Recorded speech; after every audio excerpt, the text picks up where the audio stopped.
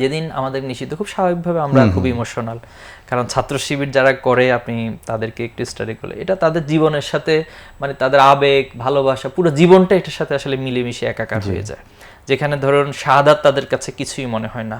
তো সে জায়গায় খুব স্বাভাবিকভাবে যে ছোটবেলায় যে নামটা লিখতাম, যখন আমার মনে আছে শিবিরের কর্মী হয়েছিলাম, কিছু কাগজ পাইলে ইসলামী ছাত্র শিবিরটা লিখতাম, একটা মজা পেতাম, টেবিলের মধ্যে বসে বসে লিখতাম। তো আজকে থেকে এই নামটা আমরা ব্যবহার করতে পারবো না। এবং আরও সবচেয়ে একটা ইমোশনের জায়গা হচ্ছে তখন আমি সেক্রেটারি জেনারেল, যে আমরা আমাদের মধ্য দিয়ে ছাত্র শিবিরের একটা পরিসমাপ্তি হচ্ছে। ওই দিনটায় মানে যখন জানলেন, ওই সময়টায় কোথায় ছিলেন আপনি? ওই সময় আমি টঙ্গীতে অবস্থান করছিলাম। তো মানে ইনস্ট্যান্ট হচ্ছে আমাদের কেন্দ্রীয় সভাপতি মঞ্জুরুল ইসলাম ভাই, তিনি সেক্রেটারিয়েট এবং পরিষদ ভাইদেরকে অনলাইনে মিটিং আহ্বান করতে বললেন। তো আমরা মিটিং আহ্বান করলাম। মিটিং আহ্বানের পরে সার্বিকভাবে সবাই কেউ আসলে কথা বলার মতো অবস্থা ছিলেন না, মানে কে কাকে সান্ত্বনা দিবে, কে কাকে কিছু একটা বলবে। আমার মনে আছে আমি তখন টঙ্গী এলাকায় ছিলাম। তো টঙ্গী এলাকায় তুরাগ নদীর ওই দিকটাতে নৌকার কিছু বিষয় আছে। এমন হয়েছে যে নৌকায় এসে বসে আছি, নৌকায় বসে বসে হচ্ছে সব কথাবার্তা বলতেছি, যোগাযোগ করতেছি। আবার ওইদিকে কিছু গার্মেন্টস এরিয়া আছে, তো গার্মেন্টসে যারা আছে ওদের সাথে হেঁটে হেঁটে হেঁটে হেঁটে অনেক লম্বা সময় কথা বলতেছি, বা যেটা আমার নির্দেশনা দেওয়ার নির্দেশনা দিচ্ছি, যেটা তথ্য নেওয়া দরকার তথ্য নিচ্ছি। একজন বোন হলো রিক্সা নিয়ে এসেছে, তো উনি খুব বেশি হিজাব নেকাব পড়েন, এমন ছিল না, সাউথে পড়েন, ওনার লাইফ স্টাইল যেমনটা সাধারণত হয়। তো ওনার হাতে এরকম একটা অর্ধ ভাঙা লাঠি, লাঠির মতো হাতে। তো উনি হচ্ছে খুব মানে ইয়ার সাথে যাচ্ছে আর কি, সাহসিকতার সাথে সামনে যাচ্ছে। তা আমি ওনাকে বললাম যে দেখুন আপু, ওইদিকে এখন গোলাগুলি হচ্ছে, তো এই মুহূর্তে না যান, আপনি একটু এদিকে থাকেন, সেফে থাকেন, একটু ইয়া হোক, এরপরে মানে সবাই, যেহেতু এটা ধাওয়া পাল্টা দেওয়ার একটা পরিস্থিতি। তো বিশ্বাস করবেন উনি আমাকে বলতেছেন যে দেখেন ভাই, শাহাদাতের তামান্না নিয়ে আজকে এখানে এসেছি, শহীদ হওয়ার জন্য আসছি। তো মানে আমাকে খুব ইমপ্রেসড এবং আবেগে আপ্লুত করেছিল যে একজন বোন, তিনি জানি না ইসলামের কতটুকু জানেন বুঝেন বা প্র্যাকটিস করেন, কিন্তু সেই বোনটা যে একটা অন্যায় হচ্ছে, এভাবে আমাদের ভাই বোনদেরকে মেরে ফেলা হচ্ছে, তিনি লাঠি নিয়ে শহীদ হতে চলে যাচ্ছেন সামনে। তো এখানে কিছু লজিস্টিক বিষয় থাকে, আত্মরক্ষার কিছু বিষয় থাকে। তো সবগুলো প্রস্তুতি আমরা 4 তারিখ রাতে দফায় দফায় প্রত্যেকটা টিমের সাথে বা স্পটে যারা দায়িত্বশীল তাদের সাথে বসে বসে আমার জায়গা থেকে আমি করছিলাম। কেন্দ্রীয় সভাপতি বারবার নক দিচ্ছিলেন, খোঁজখবর নিচ্ছিলেন, এবং মুরব্বীদের সাথে সমন্বয়, সবার সাথে সমন্বয়। তো 5 তারিখ সকালের আগে তো 4 তারিখ রাত আমাদের জন্য। তখন যেটা বারবার গ্রুপে আলোচনা হচ্ছে যে বদর যুদ্ধের ওই প্রেক্ষাপটটা মনে করছিলাম আমরা। তো আমরা সেই বদর যুদ্ধে আল্লাহ রাসূলের সেই দোয়াটাকে স্মরণ করছিলাম। আল্লাহ রাসূল সাল্লাম যখন সকল কিছু প্রস্তুতি সম্পন্ন করে আল্লাহর কাছে হাত তুলেছেন যে আল্লাহ, আমার জায়গা থেকে আমি চেষ্টা করেছি, আমরা প্রস্তুতি নিয়েছি, এখন যে অসম যুদ্ধে আমরা যাচ্ছি এটা টোটালি আপনার উপর ডিপেন্ড করবে। আপনি যদি মনে করেন যে আজকে ছোট্ট বাহিনীটা পরাজিত হবে, তাহলে সেটা আপনার সিদ্ধান্ত, এবং এই ছোট্ট বাহিনী যদি আজকে পরাজিত হয়, আপনার নাম বলার মতো বা ইসলামকে প্রচার করার মতো আর মানুষ অবশিষ্ট থাকবে না। তখন আমরা দেখেছি কোরআনে যেটা বলেছে, লাকাদ নাসরাকাহুল্লাহু বিবাদরিন, আল্লাহ তাআলা সাহায্য করেছেন এবং সেখানে নাসরুম মিনাল্লাহ, ফাতহুন করে বিজয় এসেছে। তো এই জন্য এই জুলাইকে আসলে অনেক জায়গা থেকে অনেক বয়ান, অনেক নেগেটিভ, অনেক কিছু, কিন্তু দিন শেষে যার ভিতরে উন্নত ঈমান আছে, স্রষ্টার প্রতি যার প্রতি বিশ্বাস আছে, তাকে এটা স্বীকার করতে হবে। আসলে একান্ত আল্লাহর মেহেরবানি, সাহায্য ছাড়া আসলে এই বিজয় সম্ভব ছিল না।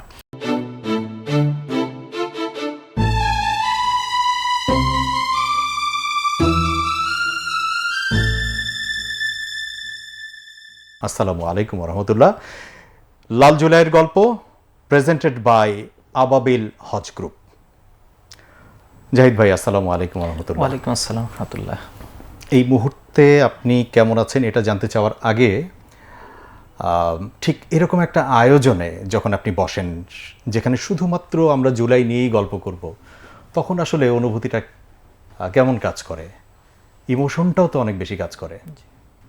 যে অন্য যে কোনো টিপিক্যাল টকশোতে আমরা দেখি যে হয়তোবা কোনো একটা কারেন্ট কোনো অ্যাফেয়ার্স নিয়ে বা প্রেক্ষাপট নিয়ে কথা বলা হয়, সেখানে ঘুরে ফিরে হয়তোবা জুলাইটা চলে আসে। কিন্তু শুধুমাত্র জুলাই কেন্দ্রিক একটা আয়োজন, যেখানে আমি যতটুক মনে করি যে প্রথমবারের মতোই আপনি বসলেন, এবং আজকে শুধুমাত্র আমরা জাহিদুল ইসলামকেই আসলে জানতে চাইব যে এই জুলাই কেন্দ্রিক আপনার যে অনুভূতি, আপনার ভেতরের যে কথা, ভেতরের যে স্বপ্ন, কোনো এক রাতে হয়তো তাহাজ্জুদে বসে আপনি রাব্বুল আলামিনের কাছে খুব কান্নাকাটি করছিলেন, আপনার ভাইদের শাহাদতের গল্পগুলো আসছিল, বিভিন্ন রক্তাক্ত ছবিগুলো আপনার কাছে চলে আসছিল, এবং আপনি তখন দায়িত্বশীল ছিলেন, আপনাকে অনেক কিছু তখন পরিচালনা করতে হয়েছে। কিন্তু দিন শেষে আপনি তো একজন জাহিদুল ইসলাম, আপনি কোনো এক বাবা মা মায়ের সন্তান, আপনি একজন মানুষ, কষ্টে আপনি কাঁদেন, সুখে আপনি হেসে ওঠেন। তো যখন এই ধরনের একটা আয়োজনে আপনি বসলেন, আপনার এই মুহূর্তের অনুভূতিটা কি কাজ করছে? জি, ধন্যবাদ জানাচ্ছি আপনাকে, দর্শকদেরকে আন্তরিকভাবে ধন্যবাদ জানাচ্ছি। তো যেটি বলেছেন যে জুলাইয়ের এই প্রসঙ্গ আসলে অথবা এখানে সেটে বসে আসলে কেমন ফিল হয়, তো জুলাই আমাদের জন্য এখন একটা সিম্বলিক অথবা আইকনিক মাস। এটা শুধুমাত্র একটা মাস না, এটা বাংলাদেশের প্রেরণা, বাংলাদেশের প্রজন্ম, বাংলাদেশের ভবিষ্যৎ, অনেক কিছুই এই মাস বা এই নামের সাথে জড়িত আছে।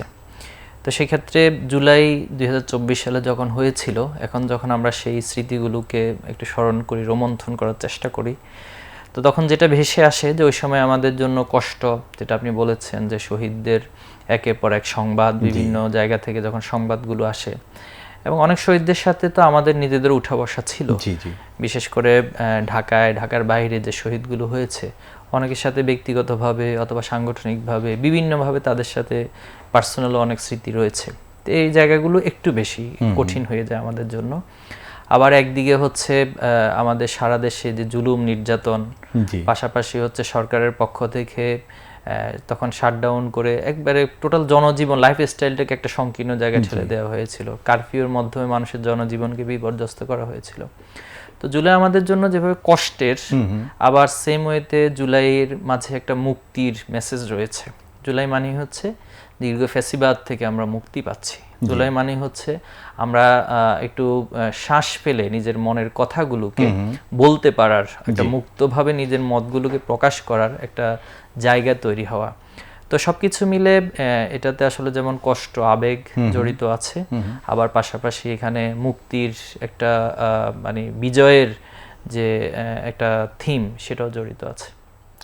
একদম যদি জুলাইতে চলে যাই, আমার কাছে সেই রাতটা ঢাকা বিশ্ববিদ্যালয় থেকে অজস্র ছাত্রছাত্রী বেরিয়ে আসলো, দলমত নির্বিশেষে হাসিনা বিরোধী প্রথম যেই স্লোগানটা সারা দেশ কাঁপিয়ে দিল, সেটা হচ্ছে তুমি কে আমি কে, রাজাকার রাজাকার। এই যে রাজাকার একটা শব্দ, এবং আমরা জুলাই জুড়ে যেটা দেখেছি, জুলাই রঙের উপরে দাঁড়িয়ে গেছে, যেটা আমরা লাল জুলাই বলি, আমাদের এই প্রোগ্রামের নামও লাল জুলাইয়ের গল্প।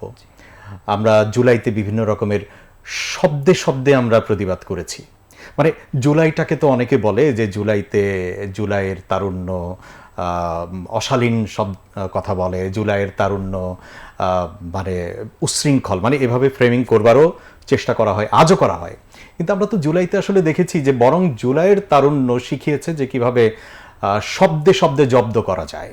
তার মধ্যে অন্যতম একটা শব্দ ছিল রাজাকার, যেটা এতদিন যেই ফ্রেমিংটা সহ্য করতে হয়েছে একটা বিশাল জনগোষ্ঠীকে, অথবা কিছু হলেই, এবং হাসিনা তার সেদিন বিকেলবেলাই মনে হয় একটা প্রেস কনফারেন্সে বা কথায় সেই ক্রূর হাসি দিয়ে বলেছিল, তাহলে কি আমি রাজাকারের বাচ্চাদেরকে সুযোগ দিব কিনা, কোনো এক সাংবাদিকের জবাবে।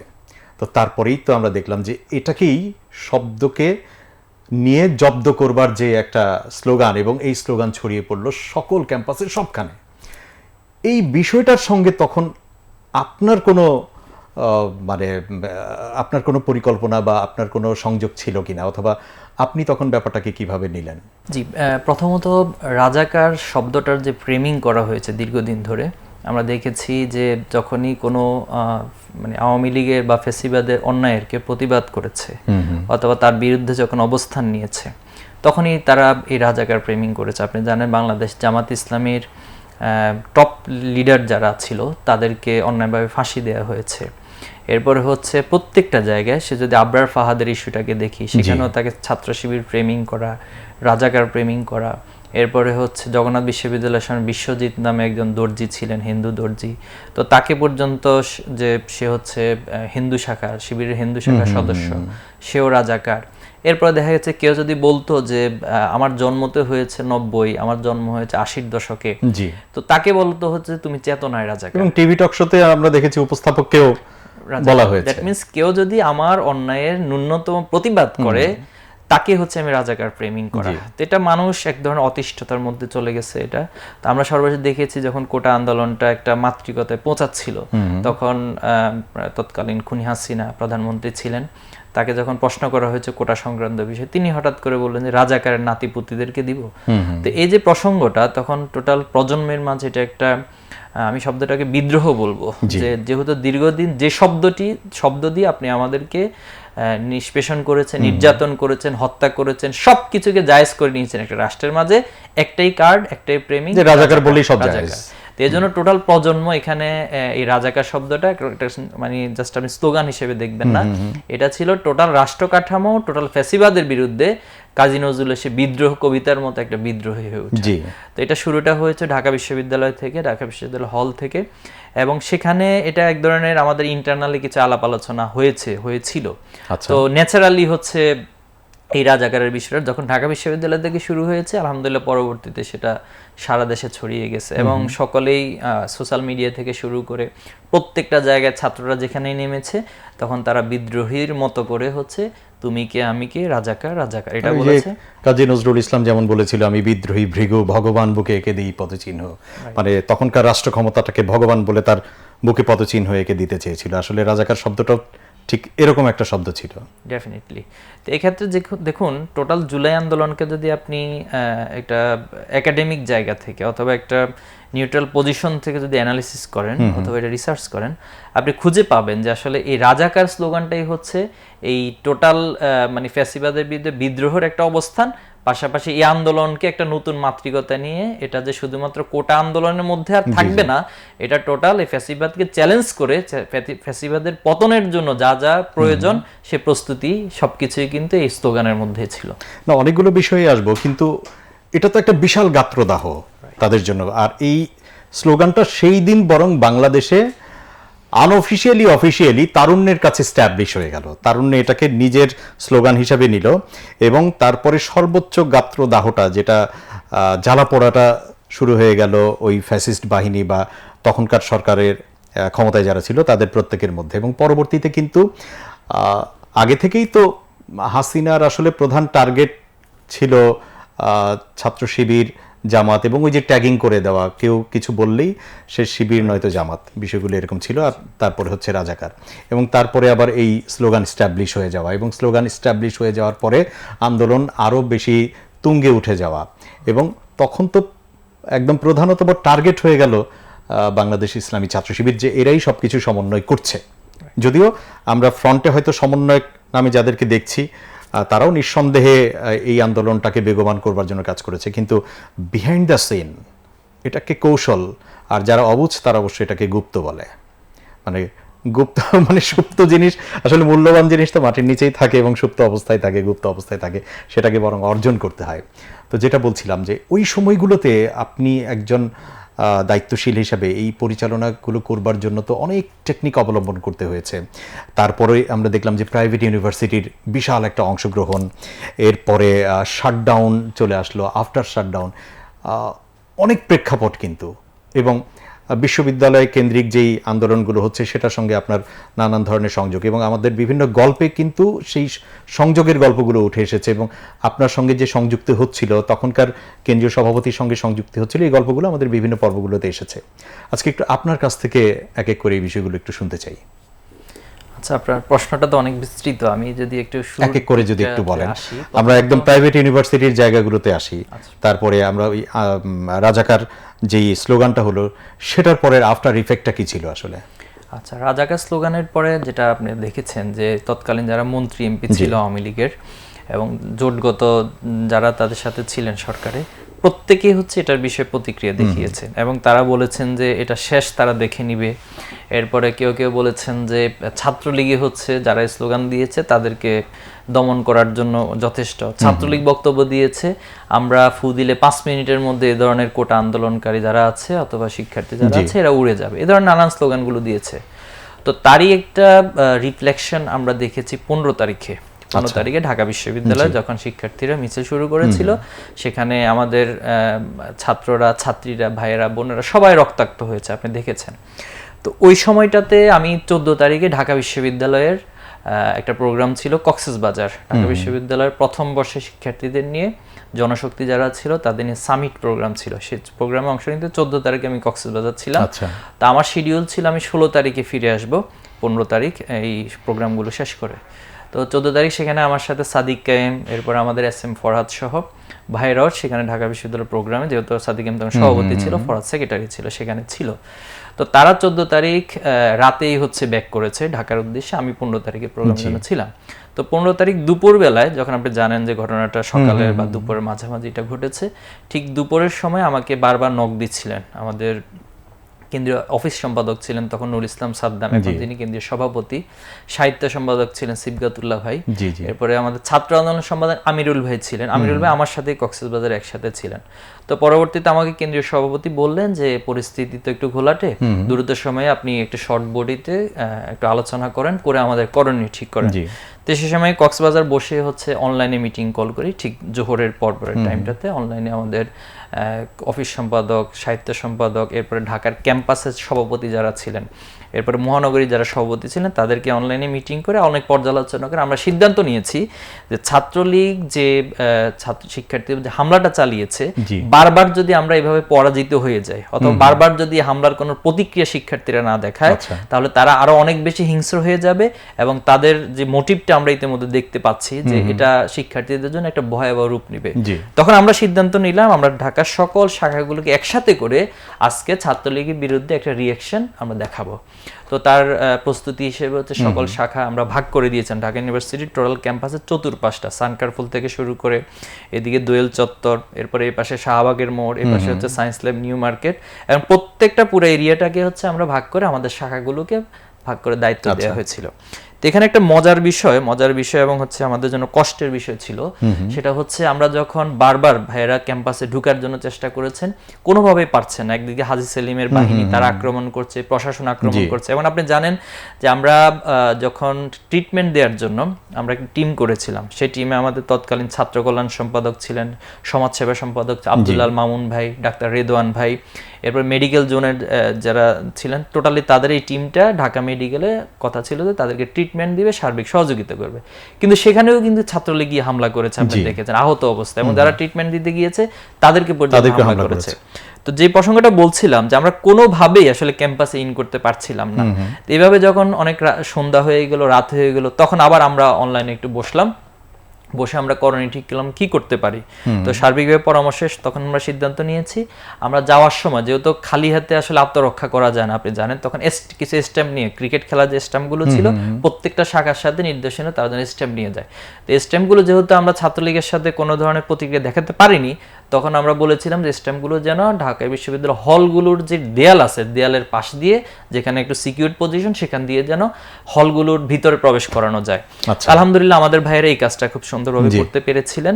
এবং আমরা আরেকটা সিদ্ধান্ত নিয়েছিলাম যে কোনো মূল্যে একটা সংবাদ সম্মেলন যেন হয়। তখন আপনি দেখবেন যে সেখানে সংবাদ সম্মেলনে যারা ছিল, নাহিদ, এরপর আসিফ সহ, এবং সেখানে তার চারপাশে যেটা পরবর্তীতে মিডিয়াগুলোতে এসেছে, প্রত্যেকে এখন আমাদের হয়তো কেন্দ্রের দায়িত্বশীল, নতুবা হচ্ছে মহানগরীর দায়িত্বশীল যারা ছিল। তো এই প্ল্যানটা করেছিলাম আমরা যে ইনস্ট্যান্ট একটা সংবাদ সম্মেলন করে তাদের প্রতিক্রিয়া দেখানো, এবং সারা দেশে যেন ছাত্রলীগের বিরুদ্ধে সবাই প্রতিবাদ মুখর হয় এবং প্রতিরোধ গড়ে তোলে, এই মেসেজটা আমাদের ছিল। তো ওই সময় আমরা একটা স্ট্যাটাস আমার এখনো আছে ফেসবুকে, আমরা বলেছিলাম যে ছাত্রলীগ যে কাজটা করেছে এখন মানে সারা দেশে ছাত্রলীগ মুক্ত ক্যাম্পাস এখন সময়ের দাবি। এটা পাশাপাশি আমাদের প্ল্যান এবং সিদ্ধান্ত এটা হয়েছিল। তো পরবর্তী আমরা দেখেছেন শিক্ষার্থীদের হাতে যখন সেই স্ট্যাম্পগুলো অথবা আমরা যে বিষয়গুলো হলে করেছিলাম, এগুলা যখন গেল, তখন তারা কিন্তু প্রতিবাদ এবং প্রতিরোধ গড়া শুরু করলো। ঠিক 15 তারিখের জায়গায় 16 তারিখ সকালবেলা ছাত্রলীগের সভাপতি, সেক্রেটারি সহ তাদেরকে কিন্তু হল থেকে বের করে দেওয়া হয়েছিল। এবং এই ইম্প্যাক্টটা কি রাজশাহী ইউনিভার্সিটিতেও পড়েছে। Rajshahi university this is first time তারা ঘোষণা দিয়েছিল, আপনি দেখেছেন যে ছাত্রলীগের সেক্রেটারি এসে যখন অনেক বেশি নিজের দাপট বা আধিপত্য দেখানোর চেষ্টা করলো, শিক্ষার্থীরা যখন ধাওয়া করলো, তিনি কিন্তু একটা মোটরসাইকেল করে পালিয়ে যাচ্ছেন।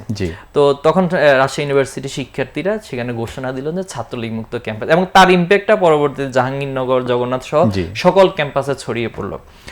তো এই জায়গা থেকে হচ্ছে ছাত্রলীগ যখন এভাবে ক্যাম্পাস থেকে পালিয়ে যেতে বাধ্য হয়েছে, রাজাকারের স্লোগান এবং এই ঘটনাটা আমাদেরকে আরো অনেক বেশি আত্মবিশ্বাসের জায়গাটাকে শক্তিশালী করে তখন দিয়েছে। আত্মবিশ্বাসটা আসলে নিজেদেরকে কোন জায়গায় নিয়ে গেল? মানে আমি সবসময় বুঝবার চেষ্টা করি যে প্রেক্ষাপটটা তো একটা বৈষম্য বিরোধী ছাত্র আন্দোলন, একটা কোটা আন্দোলন, কোটা বিরোধী আন্দোলন, এইভাবে এগোচ্ছিল। তার আগের 17-18 বছর যেটা ছিল সেটা তো হচ্ছে মানুষের পুঞ্জীভূত সব কষ্ট, বঞ্চিত হবার কষ্ট। তারপরে যদি আমি সংগঠন হিসাবে বলি, আপনি যেহেতু আসলে একজন সাংগঠনিক মানুষ এবং একটা সংগঠনের কেন্দ্রীয় দায়িত্বে আপনি ছিলেন, তো ঘুরে ফিরে আসলে আপনাকে জাহিদুল ইসলামকে আলাদা করবারও সুযোগ খুব বেশি নাই আমাদের। মানুষ আপনাকে ওইভাবেই চেনে জানে, কিন্তু একটা বিশ্বাসেরও তো জায়গা আছে যে আপনারা আন্দোলন সংগ্রাম চালাচ্ছেন এবং ম্যাসাকার আন্দোলনের বিপক্ষে দাঁড়িয়ে যাচ্ছেন, যেটা এর আগে ঠিক ওইভাবে আমরা দেখিও নাই। তো এটা তো একটা বিশ্বাসের জায়গায় নিশ্চয়ই তৈরি হয়েছিল। সেটা কি আসলে তখন আপনি তখন বিশ্বাস করা শুরু করেছিলেন যে এই আন্দোলনটাকে যদি এগিয়ে নিয়ে যাওয়া যায় তাহলে দিন শেষে এখান থেকে একটা সফলতা আসতে পারে, যেই সফলতাটাকে আমরা চূড়ান্ত সফলতা বলছি বা ভাবছি? দেখুন, আসলে সবকিছুর অনেকগুলো সমীকরণ থাকে যে কোনো একটা বিষয়ে। ওই সমীকরণগুলোকে যখন আপনি যোগ বিয়োগ করবেন তখন সেখান থেকে আপনি একটা আউটপুট বা রেজাল্ট পাবেন। তো আমাদের জন্য টোটাল জুলাই আন্দোলনটাকে দুইটা পার্সপেক্টিভ থেকে আমরা দেখতে পারি। একটা হচ্ছে আসলে কিছু স্পিরিচুয়াল বিষয় ছিল। আমরা যদি পৃথিবীর ইতিহাসগুলোকে একটু বিশ্লেষণ করি, পৃথিবীতে যেখানে যেখানে বিপ্লব হয়েছে, মানুষ নির্যাতন নিষ্পেষণের পরে জেগে উঠেছে, সেটা মানে দুনিয়াবি পার্সপেক্টিভ থেকে দেখতে পারি। আবার হচ্ছে ইসলামী পার্সপেক্টিভ বা হচ্ছে যেটা ইসলামের ইতিহাসে যে যুদ্ধগুলো হয়েছে, বদর যুদ্ধ, উহুদ যুদ্ধ, সবগুলো বিষয়। তো এখানে যেটা হয়েছে যে আল্লাহ তাআলা আসলে কোথাও জুলুমকে মানে কিছুদিন হয়তো সেটা এক্সটেন্ড করে, কিন্তু পৃথিবীতে কোনো একটা জুলুম করে স্থায়ী হয়েছে, পার্মানেন্ট হয়েছে, এটা পৃথিবীর ইতিহাস কোথাও বলে না। আচ্ছা, তো এই প্রেরণাটা আমাদের মাঝে ছিল এবং আমরা বিশ্বাস করতাম যে আসলে জুলুম বা হচ্ছে এই জায়গার সাথে, মাজলুমের সাথে আল্লাহ তাআলার সাথে কোনো পর্দা থাকে না, পার্থক্য থাকে না। তো গত 15 বছরের দৃশ্যটা আমাদের এই প্রজন্মের কাছে একেবারে ক্লিয়ার, যেখানে কি পরিমাণ জুলুম নির্যাতন হয়েছে। সেই যদি আমরা শুরু করি 2006 সালে 28 অক্টোবর লগি বৈঠা, একটা নৃশংসতা, একটা অমানবিকতা। মানুষকে তো আপনি পিটিয়ে মেরেছেন, আবার সেটার উপরে আপনি নৃত্য করছেন, যেটা কোনোভাবে কোনো স্বাভাবিক মস্তিষ্কের মানুষ করতে পারে না। এরপরে ক্ষমতায় এসে ফার্স্ট টাইম আমাদের দেশের যারা সেনা চৌক অফিসার ছিল তাদেরকে হচ্ছে একটা ফিলখানা, একটা ট্রাজেডি, একটা মানে এর মধ্য দিয়ে তাদেরকে হত্যা করেছে। এবং এটা পরবর্তীতে আমরা যখন বিভিন্ন তদন্ত এসেছে দেখছি যে আসলে হত্যাকাণ্ডের সাথে কারা জড়িত ছিল এবং তাদের আসলে উদ্দেশ্যটা কি ছিল। এরপরে আমরা হেফাজতের ঘটনা দেখেছি, শাপলা চত্বরে দেখুন শাহাদাতের ঘটনা তো ঘটেছে, এটা মিডিয়ার মাধ্যমে, এবং আমরা নিজেরাও সেদিন মাঠে ছিলাম, চাক্ষুষ আমরা দেখেছি যে রাতের আধারে কেউ তাসবিহ করছেন, কেউ যায় নামাজে দাঁড়িয়ে নামাজ পড়ছেন, কেউ কন্দনত মুনাজাত করছেন, মানে এক একজন এক একটা কাজে ব্যস্ত ছিল, কেউ হয়তো একটু রেস্ট নিচ্ছেন, ঘুমাচ্ছেন। এই মানুষগুলোর উপর আপনি মানে টোটাল রাষ্ট্রযন্ত্রকে ব্যবহার করে যে হত্যাকাণ্ড চালিয়েছেন, আবার সেটাকে উপহাস করে আপনি তৎকালীন প্রধানমন্ত্রী খুনি হাসিনা বলতেছেন যে তারা আসলে রং মেখে পড়েছিল। তো যে কোনো জিনিসে আসলে জুলুম করছেন, কিন্তু সেটারও তো একটা সীমা আছে। আল্লামা সাইদির রায়কে কেন্দ্র করে দেখুন মাত্র 2 দিনের ব্যবধানে 100+ মানুষকে সারা দেশে আপনি হত্যা করে ফেলছেন। তো এরপরে সাগররুনি সাংবাদিক, মানে এমন কোনো সেক্টর নাই। আয়নাঘরের যে নির্মম কথাগুলো, দৃশ্যগুলো, সেটাতে শুধুমাত্র পলিটিক্যাল জায়গা থেকে হয়েছে তা না। পলিটিক্যাল পার্সপেক্টিভ যেমন ছিল, সেখানে অর্থনৈতিক, চাঁদাবাজি, বিভিন্ন বিজনেস পারপাসও কিন্তু যাকে যেইভাবে কষ্ট দেয়া যায়, কষ্ট দেয়া। তো এই যে আমাদের ভিতরে একটা স্পিরিচুয়াল অনুভূতি ছিল যে এই জুলুমের অবশ্যই নিঃশেষ হবে এবং আল্লাহ তাআলা এটা কোনো না কোনো একটা মাধ্যম দিয়ে করবেন। তো আপনি জানেন যে হাসিনা সে 9-8 সালে ক্ষমতায় আসার পর থেকে প্রত্যেক বছর বাংলাদেশের মানুষ 5 বছর পর একটা স্বপ্ন দেখতেন যে আফটার 5 ইয়ার্স হয়তোবা পরিবর্তন হবে। সেটা আমরা দেখি 14 সাল একটা স্বপ্ন, আবার স্বপ্নভঙ্গ, 18 সাল স্বপ্ন, আবার স্বপ্নভঙ্গ, 24 সাল স্বপ্ন, আবার স্বপ্নভঙ্গ। এরপরে আবার রাজনীতিবিদরা ঠিক করে নিয়েছেন 28 সাল আবার স্বপ্নভঙ্গ। কিন্তু আমাদের মাঝে মনে হয়েছে যে না, আল্লাহ তাআলা এটা ভিন্ন কোন একটা মাত্রা। তো যেহেতু এই কোটা আন্দোলন এবং কোটা আন্দোলন যে গতি প্রকৃতি, যেটা আমি বলেছি, রাজাকারের যে একটা বিদ্রোহ, এরপরে আপনি একটা টার্নিং ইস্যু হিসেবে রাখতে পারেন যে ছাত্রলীগ, মানে আওয়ামী লীগ ক্ষমতা থাকা অবস্থায় ক্যাম্পাস থেকে ছাত্রলীগকে পিটিয়ে বের করে দেওয়া, এটা একটা নতুন মেসেজ এবং নতুন সাইন। তো এই জিনিসগুলো হওয়ার এটা পরে- যখন করা গেছে জি তাহলে হয়তো বা রাষ্ট্রীয়ভাবে এটা করা সম্ভব। অবশ্যই, আমি পুরো এবং এই সঙ্গে আবার যুক্ত হলো প্রাইভেট ইউনিভার্সিটির অংশগ্রহণ এই আন্দোলনে ওই সময়গুলোতে। রাইট। আপনি জানেন যে 18 তারিখ মূলত, যেহেতু 16 তারিখে একদিনে 6 জন শাহাদাত বরণ করেছে, এরপরে 17 তারিখেও শাহাদাত বরণের ঘটনাগুলো ঘটেছে।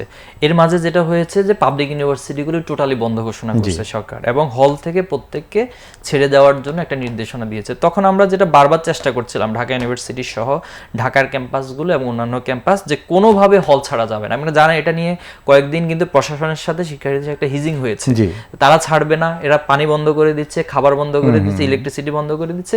তখন তো আসলে একটা ভীতিকর পরিস্থিতি তৈরি করে সাধারণ শিক্ষার্থীরা এবং তাদের গার্ডিয়ানদের জায়গা থেকে তারা হলগুলো ছেড়ে। তখন আমরা যেটা বলেছিলাম নির্দেশনা, যে আমাদের জনশক্তি যারা আছে তারা পাশাপাশি অ্যাটলিস্ট যারা অন্তত আন্দোলনমুখী একটা মনোভাব যাদের বেশি আছে, তারা যেন ঢাকাতে আত্মীয় স্বজন অথবা ম্যাচগুলো, এবং ছাত্র শিবিরের জায়গা থেকে আমরা অসংখ্য ম্যাচের তখন ব্যবস্থা করেছিলাম। আমাদের সুধী শুভাঙ্কি যারা ছিল তাদের সাথে কথা বলে যাতে করে এদের আবাসন থাকার, আমরা জানেন যে সমন্বয়কদের মধ্যেও যারা শাটডাউনের সময় খুব নিরাপত্তাহীনতা ছিল, এদের অধিকাংশকে কিন্তু আমরা সেফ হোম বা বিভিন্ন জায়গায় রাখার ব্যবস্থা করেছিলাম। তো যে প্রসঙ্গটাতে আসছিলাম, যে যখন এই পরিস্থিতি এবং একটা যখন পাবলিক ইউনিভার্সিটি সবাই বন্ধ হয়ে গেল, তখন আমাদের মাঝে আবার একটা শঙ্কা তৈরি হলো, তো যদি শিক্ষার্থীরা ক্যাম্পাসেই না থাকে, যেহেতু আন্দোলনের সূত্রপাতটা ক্যাম্পাস থেকে, তাহলে আসলে আন্দোলনটা কন্টিনিউ করা তো আমাদের জন্য সহজ হবে না। তো সেখানে আমরা তখন প্রাইভেট ইউনিভার্সিটি আমাদের যারা দায়িত্বশীল ছিলেন তৎকালীন সভাপতি সহ এবং আমাদের ছাত্র আন্দোলন বিভাগকে এটা স্পেশালি দায়িত্ব দেওয়া হয়েছিল। তো আমরা আমাদের প্রত্যেকটা প্রাইভেট ইউনিভার্সিটি যারা দায়িত্বশীল তাদেরকে বসেছি এবং করণীয় ঠিক করেছি। তো তাদের পক্ষ থেকে 18 তারিখ, এবং এখানে আমি বলতে চাই যে অনলাইনে বিভিন্ন প্ল্যাটফর্মগুলো ছিল, যেমন ধরুন বুয়েটিয়ান একটা প্ল্যাটফর্ম ছিল, আপনি দেখবেন যে খুব ওই সময়ের প্রত্যেকটা বিষয়ে আপডেট পাওয়া, এরপরে শিক্ষার্থীদের মোটিভেট করা। জবিয়ান একটা পেজ ছিল জগন্নাথ বিশ্ববিদ্যালয়ের, তো সেখানে পুশআপ নামে একটা পেজ ছিল, প্রাইভেট ইউনিভার্সিটি স্টুডেন্ট অ্যালায়েন্স, এই ইয়াটা প্ল্যাটফর্মটা। তো এই প্ল্যাটফর্মটার মধ্যে দিয়ে কিন্তু প্রাইভেট ইউনিভার্সিটিদেরকে শিক্ষার্থীদেরকে ব্যাপকভাবে মোটিভেট করা হচ্ছিল আন্দোলনে থাকা, এরপর আন্দোলনে যে ত্যাগ কোরবানি শাহাদাত। তো আলহামদুলিল্লাহ সেটার প্রেক্ষিতে একেবারে আমাদের যা প্রত্যাশা ছিল তার চেয়ে বেশি এবং অকল্পনীয় রাব্বুল আলামিনের সহযোগিতা এসেছে। আমি বলেছি আপনাকে আসলে এখানে একটা আন্দোলন দুটো বিষয়ই তুলেছেন, জায়গার একটা ব্যাপার স্যাপার থাকে। তো সেখান থেকে আমি এটাকে উদাহরণটা এইভাবে আবাবিল পাখির মতো অনেকটা, যে তারা একবারে যেটা আগে অনেকেই তাদেরকে ট্রল করতো যে যারা প্রাইভেট ইউনিভার্সিটিতে পড়ে এটা হলো পার্মানেন্ট মুরগির মতো, এদেরকে দিয়ে আসলে কোনো আন্দোলন সংগ্রাম হবে না, এরা শুধু কিছু পড়বে সার্টিফিকেট নিয়ে বিদেশ চলে যাবে। তো এই যে একটা ধারণাটাকে ভেঙে দেওয়া, জুলাই মানে হচ্ছে প্রত্যেকটা পর্বে আপনি পাবেন যে এই প্রজন্মকে নিয়ে যে একটা নেগেটিভ সেন্স, অথবা এরা সবসময় শুধু ডিভাইস নিয়ে পড়ে থাকে, এদের আসলে সমাজের প্রতি কোনো তাদের দায়বোধ নেই। আপনি দেখবেন যে প্রত্যেকটা ন্যারেটিভকে কিন্তু একটা একটা ধাপে এসে ভেঙে দেওয়া হচ্ছে। ঠিক সেম ওয়েতে প্রাইভেট ইউনিভার্সিটি যে ঘটনাটা, এটা একটা স্তিমিত অথবা শঙ্কার জায়গাটাকে সম্পূর্ণ আশঙ্কা মুক্ত করে আবার একটা মেসেজ দিলেন যে না, সারা দেশের মানুষ জেগে আছে এবং এটার একটা। আপনি যখন এটা বলছিলেন আমার একটা দৃশ্য মনে পড়ে, এই মৌচাকেই আমি এবং আমাদের মুকুল ভাইকে অনেকে চেনেন, আমাদের প্যানভিশনের সম্মানিত সিইও, আমরা দাঁড়িয়ে নিচে ছিলাম এবং পাশেই আন্দোলন চলছিল। আমরা দেখলাম যে একটা স্টুডেন্ট, একটা মেয়ে, সে সাইকেল চালিয়ে যাচ্ছে এবং তার পেছনে একটা হকি স্টিক অথবা ওই ক্রিকেট স্ট্যাম্পটা তার ব্যাগের মধ্যে, এবং তাৎক্ষণিকভাবে এই ছবিটা কিন্তু ভাইরাল হয়েছিল, তাৎক্ষণিক মানুষ জেনেছিল এবং উজ্জীবিত হয়েছিল। তাৎক্ষণিকভাবে আমি ক্যামেরা অন করার আগেই আমার পাশে দাঁড়িয়ে মুকুল ভাই ছবিটা তুললেন এবং এই ছবিটা দেওয়া হলো। তো এই যে একটা সিম্বলিক একটা ব্যাপার ভাইয়া, যেটা বলছিলেন আপনি, যে কোত্থেকে যেন, তার এই যে মেয়েটা, সে একটা প্রতিরোধের জন্য অন্ততকে ন্যূনতম একটা কিছু তার ব্যাগে আছে এবং সেই আন্দোলনে অংশগ্রহণ করছে, সাইকেল চালিয়ে চলে এসেছে। হতে পারে, আমি ড্রেস দেখে, ইউনিফর্ম দেখে আমরা যেটা বুঝেছি আশেপাশেরই কোনো প্রতিষ্ঠানের। তো যে তার মধ্যেও রাব্বুল আলামিন বিশেষভাবে যে জিনিসটা দিয়ে দিয়েছেন যে হে তারুণ্য, তোমরা ঠিক এভাবেই প্রতিবাদটা করবা, বা তোমরা প্রতিবাদের ভাষাটা এটাই এবং এটাই সময়, দিস ইজ হাই টাইম, এবং সেটা সে উপলব্ধি করেছে। এই উপলব্ধি তো অনেক বছরের চেষ্টাতেও অনেক সময় হয় না বা হয়নি, যেটা আপনি বারবারই কিন্তু বলছিলেন যে আন্দোলনের দুটো দিক, একটা হচ্ছে ওপর থেকে আসা, আর একটা হচ্ছে আমাদের চাওয়া বা চেষ্টা। তো আমি একটু রিলেট করলাম বিষয়টা। জি, ডেফিনেটলি এই প্রসঙ্গে 18 তারিখে প্রাইভেট ইউনিভার্সিটি যে এটা ঘটেছে আর কি, সারাদিন ব্যাপী অনেক অনেক শহীদদের ঘটনা ঘটেছে। তো ওই দিন আমি বসুন্ধরা যে নর্থ সাউথ আপনি জানেন যে সেখানে ওই গেটের ওইখানে অবস্থান ছিলাম। তো অনেকক্ষণ ধরেই তো পুলিশের সাথে ধাওয়া পাল্টা দেওয়া, পুরো রামপুর এলাকা থেকে শুরু করে একেবারে বাড্ডা পুরো ওই অঞ্চলটা পুরোটাই হচ্ছে একটা ইয়ার মধ্যে ছিল। তো আপনার এটার সাথে একটা মানে সিমিলার ঘটনা যে একজন বোন হলো রিক্সা নিয়ে এসেছে। তো উনি খুব বেশি হিজাব নেকাব পড়েন, সেটা এমন ছিল না, নর্থ সাউথে পড়েন, ওনার লাইফ স্টাইল যেমনটা সাধারণত হয়। তো ওনার হাতে এরকম একটা অর্ধ ভাঙা লাঠি, লাঠির মতো হাতে। তো উনি হচ্ছে খুব মানে ইয়ার সাথে যাচ্ছে আর কি, সাহসিকতার সাথে সামনে যাচ্ছে। তা আমি ওনাকে বললাম যে দেখুন আপু, ওইদিকে এখন গোলাগুলি হচ্ছে, তো এই মুহূর্তে না যান, আপনি একটু এদিকে থাকেন, সেফে থাকেন, একটু ইয়া হোক, এরপরে মানে সবাই যেহেতু এটা ধাওয়া পাল্টা দেওয়ার একটা পরিস্থিতি। তো বিশ্বাস করবেন উনি আমাকে বলতেছেন যে দেখেন ভাই, শাহাদাতের তামান্না নিয়ে আজকে এখানে এসেছি, শহীদ হওয়ার জন্য আসছি। তো মানে আমাকে খুব ইমপ্রেসড এবং আবেগে আপ্লুত করেছিল যে একজন বোন, তিনি জানি না ইসলামের কতটুকু জানেন বুঝেন বা প্র্যাকটিস করেন, কিন্তু সেই বোনটা যে একটা অন্যায় হচ্ছে, এভাবে আমাদের ভাই বোনদেরকে মেরে ফেলা হচ্ছে, তিনি লাঠি নিয়ে শহীদ হতে চলে যাচ্ছেন সামনে। রাব্বুল আলামিন তো আসলে ইস্যু খুঁজবেন, তাই না? আমরা তো একে তাকে বলে ফেলি। আল্লাহ আসলে ইস্যু খুঁজবেন একটা বান্দাকে কিভাবে বেহেশতে পাঠিয়ে দেওয়া যায়, কিভাবে চূড়ান্ত সফলতা দেওয়া যায়। নিশ্চয়ই এগুলোই ছিল আসলে ইস্যু। ডেফিনেটলি। এরপরে তো একটু কঠিন হয়ে গেল মনে হয় যখন ওই যে ইন্টারনেট শাটডাউন হয়ে গেল, অনলাইন যেই মিটিংগুলো এগুলো তো আপনারা ওইভাবে করতে পারছিলেন না। তো তখনকার কমিউনিকেশনটা আমরা নানানভাবেই অনেক জায়গা থেকে জেনেছি, কিন্তু আপনি ব্যক্তিগতভাবে কিভাবে কমিউনিকেট করছিলেন? তার আগে তো একটা জিনিস ভুলেই যাচ্ছিলাম যে আপনার তো পরিবারও আছে, মা আছে, বাবা আছেন। তো জাহিদ কোথায় আছে, কেমন আছে, এই বিষয়গুলো তাদের সঙ্গে কি যোগাযোগ হচ্ছিল বা করছিলেন বা করতে পারছিলেন? দেখুন আমরা মানে এটা আল্লাহর মেহেরবানি, আমাদের টোটাল টিম যারা ছিল, কেন্দ্রের দায়িত্বশীল যারা ছিল, ছাত্র শিবিরের, ঢাকা ইউনিভার্সিটির দায়িত্বশীল যারা ছিল, তো আমরা এই টিমটা তো শুরু থেকে কোটা নিয়ে কাজ করছিলাম। তো যখন এই গতি প্রকৃতিগুলো একটা থেকে একটা ধাপে যাচ্ছিল, যখন শাটডাউন হয়ে যাবে অথবা করে দিচ্ছেন অথবা তারা হচ্ছে কারফিউ জারি করবেন, তো বিষয়গুলো ঘটার আগে থেকে আমরা একটা আশঙ্কার জায়গা থেকে আমরা নোটে নিয়েছিলাম যে এরকম বিষয়গুলো ঘটতে পারে এবং আর কি কি ঘটতে পারে, আমাদের উপরে সর্বোচ্চ আসলে কি ধরনের জুলুম নির্যাতনটা আসতে পারে, সরকার তার জায়গা থেকে এই আন্দোলনকে দমন করার জন্য একবারে এক্সট্রিম পর্যায়ে কি কি কাজগুলো করতে পারে, এগুলো কাজগুলো হওয়ার আগে আমরা একটু নোট করেছিলাম, পয়েন্ট আউট করেছিলাম। আচ্ছা। তো পয়েন্ট আউট করার কারণে আমরা আগে থেকে সবাইকে নির্দেশনা ছিল যে যদি কোনো কারণে ইন্টারনেট বন্ধ হয়ে যায় তাহলে যেন আমরা আমাদের অফলাইন যে সিস্টেম সেটা চালু করব। তো এই ক্ষেত্রে কেন্দ্র থেকে একটা লেয়ার ঠিক করা, এরপর হচ্ছে শাখা পর্যায়ে একটা লেয়ার ঠিক করা, কোনো একটা মেসেজ যদি আমরা পৌঁছাতে চাই কিভাবে পৌঁছাবো, এটা সব মেকানিজমগুলো আমরা আগে থেকে ঠিক করেছিলাম। তো নর্মালি যেটা করতাম, যেহেতু অফলাইনের ট্র্যাকিং সিস্টেমটা খুব ইজি, তো সেক্ষেত্রে দেখা যাবে কোনো কারণে কোনো একটা মেসেজ বা বিষয় সরকারের জন্য খুব ইজিলি আমাকে ট্রেস করে গ্রেপ্তার করা বা সব কিছুগুলো ইয়া করা। তো এই জন্য আমরা নির্দেশনা ছিল যে যেখানে থাকবেন তার আবাসন যেখানে, আপনি যখন একটা নির্দিষ্ট টাইম হবে, সকালে একটা শিডিউল ছিল, দুপুরে একটা শিডিউল ছিল, সন্ধ্যা বা রাতে একটা শিডিউল ছিল, তো ওই সময়টাতে আপনি হচ্ছে বাসা থেকে মিনিমাম কয়েক কিলোমিটার দূরে চলে যাবেন। আমরা ঠিক সেম কাজটাই করতাম। আমাদের সাবেক কেন্দ্রীয় সভাপতি তিনিও আমাদের সাথে যোগাযোগের ক্ষেত্রে নির্দিষ্ট বাসা থেকে অনেক দূরে এসে দেখা যায় বাইকে ঘুরে ঘুরে কথা বলতেন। আমার মনে আছে আমি তখন টঙ্গী এলাকায় ছিলাম, তো টঙ্গী এলাকায় তুরাগ নদীর ওই দিকটাতে নৌকার কিছু বিষয় আছে, এমন হয়েছে যে নৌকায় এসে বসে আছি, নৌকায় বসে হচ্ছে সব কথাবার্তা বলতেছি, যোগাযোগ করতেছি। আবার ওইদিকে কিছু গার্মেন্টস এরিয়া আছে, তো গার্মেন্টসে যারা আছে ওদের সাথে হেঁটে অনেক লম্বা সময় কথা বলতেছি, বা যেটা আমার নির্দেশনা দেওয়ার নির্দেশনা দিচ্ছি, যেটা তথ্য নেওয়া দরকার তথ্য নিচ্ছি। তো মূলত ওই টাইমটা আমরা এইভাবেই করেছি। আচ্ছা।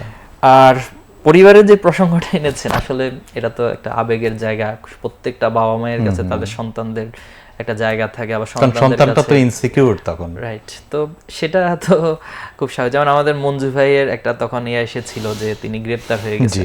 দেখুন এই পরিস্থিতিতে ছাত্র শিবিরের কেন্দ্রীয় সভাপতি গ্রেপ্তার মানে কি, আসলে তাকে কি আমরা আর আদালতে পাবো, মানে এরকম সংখ্যাটা কিন্তু আমাদের।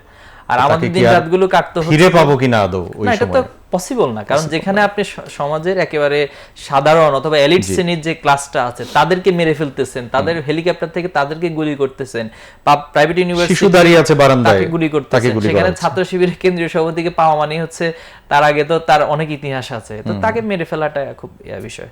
তো আমাদের কেন্দ্রীয় সভাপতির বাবা মা ওনারাও অনেক বেশি মানে ছিলেন, এটা নিয়ে খুব উদ্বেগের মধ্যে ছিলেন। তা আমিও দুই দিন যাবত আসলে ভাইয়ের সাথে যোগাযোগ করতে পারছিলাম না প্রথমে ওনাকে কোনোভাবে, তো আমরা একটু শঙ্কার মধ্যে পড়ে গেছিলাম। তো পরে 2 দিন পরে ভাই আমরা যোগাযোগ করতে পেরেছিলাম। আর আমার বাবা মায়ের ক্ষেত্রে যেটা, সেটা তো সেমটাই, ওনারা আসলে শঙ্কার মধ্যে ছিল। আমারও যোগাযোগ ছিল না মাঝখানে যখন শাটডাউন হয়েছিল, ইচ্ছা করে করি না, কারণ ওনাদেরকে যদি কল করি তাহলে বাই দ্য ওয়ে দেখা যাবে যে ওনাদের ফোনগুলো প্রশাসনের কাছে, এবং আমার বাড়িতে আগে থেকে প্রশাসন নিয়মিত যেতেন, এরপর জানতেন যে এখানে একটা মানে মনিটরিং এর মধ্যে রাখতেন। জুলাই যেহেতু শুরু হয়েছে স্বাভাবিকভাবে, এবং ওই সময় আমার ছোট ভাই ছিল, সে বাড়িতে থাকে না, বাইরে অবস্থান করছে, শুধু আমার আব্বা এবং আম্মা দুইজন বাসায় ছিলাম। তো এখানে একটা ঘটনা হচ্ছে, প্রায় 6 দিন পর যখন যোগাযোগ করেছিলাম, তো আমার বাবা সকালবেলা ফজরের নামাজ পড়তে যাওয়ার সময় পড়ে গিয়েছে। 6 দিন পর মানে জুলাইয়ের শেষ দিকে, প্রায় শেষ দিনে না, যখন শাটডাউনটা ছিল, টোটাল ইন্টারনেট যখন স্টপ ছিল, প্রায় এখানে 5-6 দিন বাড়ির সাথে আসলে কোনো যোগাযোগ কেন করি না সেটা তো বললাম। আসলে দেখা যাবে যে ওনারা ইনসিকিউর, অথবা কোনো কারণে ওনাদেরকে রেখে হয়তো দেখা যাবে যে আমাকে গ্রেপ্তারের বা একটা প্ল্যান সরকারের থাকতে পারে।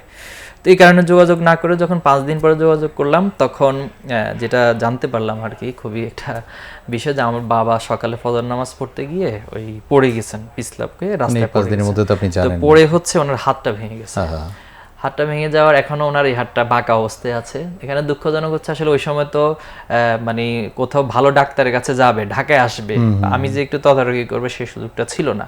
তো পার্শ্ববর্তী একটা ডাক্তারের কাছে গিয়েছিলেন, ওনারা ওই অবস্থায় ওনাকে আসলে এমনভাবে প্লাস্টারটা করছেন, পরবর্তীতে হাতটা বাঁকা হয়েই ওইভাবে জমে গেছে। পরবর্তীতে ঢাকা সহ অনেক জায়গায় এটা ট্রিটমেন্ট করেছি। তো এই জায়গাটা আমাকে একটু কষ্ট দিয়েছিল ওই সময়টা, তাৎক্ষণিকভাবে যদি ব্যবস্থা নেওয়া যেত। পরেও কষ্ট দিয়েছিল যে আসলে ওই সময়টাতে বাবার এই ভিতরে, এরপর বাবার মাঝে কোনো দুঃখ কষ্ট নাই আর কি, যে আল্লাহর ইচ্ছে সব হয়েছে। আপনাদের বাবারাও কি এমনই হন? আমি মানে বিষয়টা খুব কষ্ট থেকে প্রশ্নটা করলাম, কিন্তু গল্পগুলো এরকমই দেখেছি। শহীদ পরিবারের সঙ্গেও যখন কথা বলেছি, সেটা শহীদ আনাস হোক, আহনাফ হোক, নাফিস হোক, পরিবারগুলো যেন এইভাবেই তৈরি হয়েছে।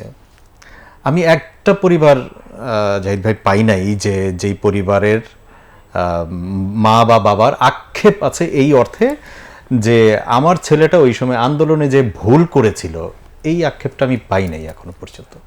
বরং তাদের প্রত্যাশার জায়গা থেকে অনেক হতাশা আছে এখন। সেটা তো অন্য গল্প, সেটা থাকবেই, কারণ তাদের সন্তানদের একটা প্রত্যাশা ছিল। কিন্তু তাদের কাছে এটা পাই নাই কখনো, বিশ্বাস করেন, আমি পাইনি, কখনোই পাই নাই। একজন আহত জুলাই যোদ্ধা, যার শুধুমাত্র একটা আঙুলে গুলি লেগেছে, তার কোনো বন্ধুকে বা বাবা মাকেও বলতে শুনি নাই যে আমার সন্তান ভুল করে এগিয়েছিল। যেটার ন্যারেটিভ দাঁড় করাবার নানান রকমের চেষ্টা করা হচ্ছে, জঙ্গি তকমা দেওয়া এদেরকে, তারপরে মাদকাসক্ত বলা, তারপরে বায়াস্ট, এবং জামাত শিবির দ্বারা বায়াস্ট, এবং সেই শিবিরেরই কেন্দ্রীয় সেক্রেটারি ছিলেন আপনি তখন। আসলে কি তাই? আসলে দেখুন, যে মানে শহীদ পরিবার, যেহেতু আমরা আগে থেকেই শহীদ শাহাদাত ছাত্র শিবির করার কারণে এটার সাথে একটা নিয়মিত পরিচয় ছিল। তো এমনও তো হয়েছে অনেকের সাথে, যাদের সাথে এক প্লেটে খেয়েছি, অথবা একসাথে ঘুমাইছি, একসাথে অনেক প্রোগ্রাম করেছি, এরকম অনেক ভাইরা শহীদ হয়েছেন। তো শহীদ পরিবারের সাথে সাক্ষাৎ, তো যখনই শহীদ পরিবারের কাছে যেতাম, আপনি যেমনটা বলেছেন, আসলে তাদের যে সন্তান হারিয়েছেন এটা নিয়ে কষ্ট নেই। যেমন আমাদের শহীদ মুজাহিদ ভাইয়ের আম্মা, আমাদের 28 অক্টোবরের শহীদ, মিরপুরে বাসা থাকেন। তো ওনার কাছে গেলে হচ্ছে উনি যে বাবা আমাদের মুজাহিদ যে লক্ষ্য উদ্দেশ্য হামলায়, তোমরা যেন সেটা বাস্তবায়িত হয়, এবং নসিহা করতেন। এবং কোনোদিন সন্তান হারিয়েছেন এই কষ্টটা আসলে তোমাদের দল করার কারণে সন্তান হারিয়েছেন এই আক্ষেপ বা অভিযোগ তাদের মধ্যে নাই। আমাদের শহীদ শিপন ভাই, আপনি জানেন যে ওনার বাসা হচ্ছে এদিকে, তো বাসা বোর্ডের দিকে। তো শহীদ শিপন ভাইয়ের আম্মার কাছে গেলে উনি যেটা সবসময় বলতেন আর কি, যে দেখো তোমরা সাহস রাখবা মনের মধ্যে, ঠিক আছে, পৃথিবীতে তো মানুষের জীবন যেহেতু আল্লাহ তাআলা দিয়েছেন, মানুষের মৃত্যু হয়, তো আসলে প্রত্যেকটা শহীদ পরিবারের মাঝে আল্লাহ তাআলা আলাদা একটা মানে রুহানি অথবা তাদের ভিতরে যে একটা ধৈর্যের একটা আবেগ, তো আসলে মানুষ দিন শেষে যাই বলুন আপনি আপনি যত বড় মানে পজিশনে যান যাই করুন পৃথিবীতে, দিন শেষে মানুষ তো আমরা, তো একটা আবেগ তো থাকে। তো কষ্টের জায়গাটা যেটা এখন হচ্ছে যে আমরা যে উদ্দেশ্যে জীবন দিয়েছি সেই উদ্দেশ্যটা আমরা কতটুকু হাসিল করতে পেরেছি। তো সেটা রাষ্ট্র সংস্কারের ক্ষেত্রে হোক, জুলাইয়ের টোটাল সনদ বাস্তবায়নের ক্ষেত্রে হোক, এই রাষ্ট্রটাকে টোটাল কাঠামোটাকে ফ্যাসিবাদ মুক্ত একটা কাঠামোর মধ্যে নিয়ে যাওয়া হোক।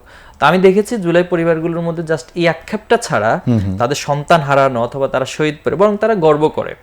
আমাদের শহীদ শান্ত ভাই, যিনি চট্টগ্রামে জুলাইয়ের মানে 16 তারিখে 6 জন শহীদের মধ্যে একজন ছিলেন, তো ওনার আম্মা যেটা বলতেন যে আমার সন্তান আইএলটিএস পরীক্ষা দিয়ে দেশের বাইরে যাবেন, ওনার স্বপ্ন ছিল যে তার সন্তানটা দেশের বাইরে গিয়ে অনেক বড় ডিগ্রি নিয়ে আসবেন, হায়ার স্টাডি করে ফিরে আসবেন। তো তিনি একটা বক্তব্যে বলছিলেন যে আমার সন্তান আমাকে একটা সার্টিফিকেট দিয়ে সে চলে গেছে, তো আমার সার্টিফিকেটটা কি? আমার সার্টিফিকেট আমি শহীদের মা। তো আলহামদুলিল্লাহ উনি এই শহীদের মা সার্টিফিকেট নিয়ে এখন তিনি গর্ববোধ করছেন।